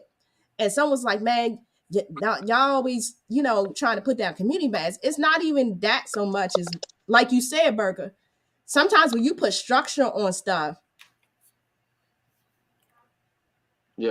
but some things need structure. Like, it's structure. Like some people work better with structure. It has to be structure because listen, I'm not gonna lie. Like these all-star band directors really don't get enough credit for what they doing. Like, can you imagine? Like in New Orleans, they're taking what our crime-riddled city, and Krystal, it's like, oh, I know. Man, you got 13, 14-year-olds put a pistol in your face and take your car. 6 here. If you got 300 of them in one area playing horns, that mean they ain't running up in your shit taking it. You know what I'm saying? So I also say these are non-funded programs, and they put money behind so much stupid shit. That's the type of shit I want to put money behind. Because this is newsworthy to me. I got 300 kids in here that could be on the street busting your ass, but they not. They're using that aggression and they playing on horns and playing music in the summer. So for everybody that have a bad thing to say about summer band, it's kind of messed up that these directors don't get more for what they putting out. They do this for free. Right. But there's a lot of ignorance in that too. Because I remember I was talking to when I was in Atlanta, I was talking to one of the directors out there. It was just pure ignorance. They just don't know. There's nobody out there to teach them. They're just going off of word of mouth or going off whatever people are telling them. They really don't know how it works. He asked me, he's like, well, how does some band work? Does it really benefit? Blah, blah, blah. I had to tell him, like, man, it's really more beneficial for the high schools and the people that didn't march, really for everybody. You get people that try out their arrangements. You get people that come back and march with people they haven't marched with before. You get rivalries that come. You get high schools that get motivated. Like, it's a lot of things. Like, yeah, bad habits are taught, but you can nip that in the bud real quick if you're a good director, in my opinion, or a good teacher. I told a high school band director here, he was like, before he didn't send his kids to all-star band at first, right? I said, send me one kid. I promise you he come back to your band room 10 times better than he left. So, I said, you can send me your worst kid. It's no way in the hell he won't be around some of the best musicians in his city for 2.5 months and it not benefit your program when he get back. I had a tuba player, man. This kid he can play, but he was like timid as hell. See when he came around them dogs and he realized if he don't step it up, there's gonna be a long summer for him. Man, when that kid got back at his high school band, his director was like, oh my God, I'm sending them all next year. What did y'all Devil's advocate. Devil's advocate. As a parent, though, some of the shit I see going on, hell fucking no. I'm gonna take the band director hat off. Hell fucking no. No, you not seeing my kids. You got some creeps and some pedophiles who could get a good job as a band director, hiding in some of these programs. And all it takes is one. And that's the sad thing. All it takes is one. And then you can never get it back. And we have never been able to have the same program we had up here like 15 years ago. We'll never be able to get it back. Because every time you mention it now to high school directors, they're like, nope. And I was one of them. I was like, I ran one and I was like, I need background checks. And people was like, you doing too much. I was like, but until it's your daughter. Listen, just a few years ago, like, till it's your daughter. Our high schoolers had to audition. And listen, we literally, it's certain people that's just not marching with us. I'm sorry. All right. Like, listen, I don't know if y'all know Barrett, but that man is notorious for like rounding up 30 people and saying, look, you, go home, don't come back. And just simple like that. Like, so New Orleans All-Star Band, that when you see us as a whole, it might come like, oh, these dudes. The only difference between us and a lot of places, we have culture, man. A lot of places don't have culture. Like, if you say, I need 100, I need 30, like I need 30 people to show up for an event. It ain't happening up here. Not without. We might get 150 show up, and the man will be like, man, I told y'all 30 people. Just 30. Like, it ain't happening up here. And a lot of people don't know culture affects what you really can do. Like, here we got a big, like, kind of small ensemble brass band, jazz culture. So we got high schoolers that will play for a nightclub, like be in the club playing jazz. But if you ask those same kids to come and be a marching band, they can like, nah. But if you go somewhere else, everybody doing it. And it's really just about culture. But I always combat that word culture because cultures change. And we missed Key to comment. Boy, that comment just hit so different after I just had a chance to read it. He just said it also goes back to the band directors not liking each other and hating on each other, man. Yeah, they do go back to band directors. You know, you also got to build that trust in your community because most of those all-star directors are teachers anyway. I think that's when to sometimes they may be scared that the kid may learn some shit in the all-star band that they ain't never get a chance to learn in their program. You know what I'm saying? You gotta be real confident about your podium work though. Right. And some folk ain't real confident, not as much as their confidence compared to their arms waving around. When you go in that, I want more people going live in their classroom. And I ain't talking about like for performances. I'm talking about how did you get the kid to start sound? Because what you'll see, I would dare say some community bands are really building a lot of people's high school band program. Yes. They've been building. I would dare say, that in some cases, the person in front of them in the school ain't really building the product. And I can say the section is a product of New Orleans All-Star Band. And I can say the inverse too. Them babies was in that band room and they are dogs now. Like, hey man, when Houston had all them tuba plays and stuff like that, who you think taught them? It was us. Right. We taught them. They took it back to their high schools and utilized it. You get what I'm saying? So, but that's how it's supposed to be. But I think some of that pushback sometimes come. Like I had a problem. I had a young lady who was in a community band, and I vet everybody. I'll vet your mother. Like if I don't trust your mother, I ain't banging with your mother because I'm just not. Again, hood kids will trust everybody, right. And so she was missing my practice to go play for this group. Now, that's a no. That's when the directors be like, because sometimes kids will gravitate to where there are no rules, and so you got a little bit devil's advocate on both ends. I dare say there's some community bands, probably especially down south, that are building a lot of people's high school program. They don't really have a consistent director sometimes. I know that's happening everywhere. And the only reason that the kids are actually even getting a chance to play is because they have something that's kind of supplementing what they don't have. But I also say, like some of these community band directors, you don't know always what we deal with, why we can't just put kids on a bus and have a battle. Mm-hmm. Right. I like everybody and I like music, but I like me and mine too. And Krystal, even with the position that you hold, it would still be hard for you to do the community situation? The way I have to do it and the way some other programs outside of my area, it'd have to be complete. It'd have to be a nonprofit before I even part my lips. Man, just bring us up there. We'll change their whole mind real quick. It would have to be, and get this, they don't even care about a product before they care about the law up here. Just think about regionally where some places are. DC is in Maryland. Right. We have politician kids in our programs. Mm-hmm. If they feel some kind of way leaving a rehearsal, that's not just the end of them being in band. That's the end of your band. Right. Period. That's a sticky situation to be in. It's hard when you have to make that decision. Do I want to have a band program where kids do get to play, they get to go to college, and they get to be successful wherever they go? Or do I continuously push the limit? And you got to know how far you push the limit. And I'm one of those people that know how to kind of tiptoe on both sides. But I definitely had moments where my principal pulled me in the office off some shit that if I said like the stuff I get pulled in the office for, people like, what? I had to stop having playing tests one year in my classroom.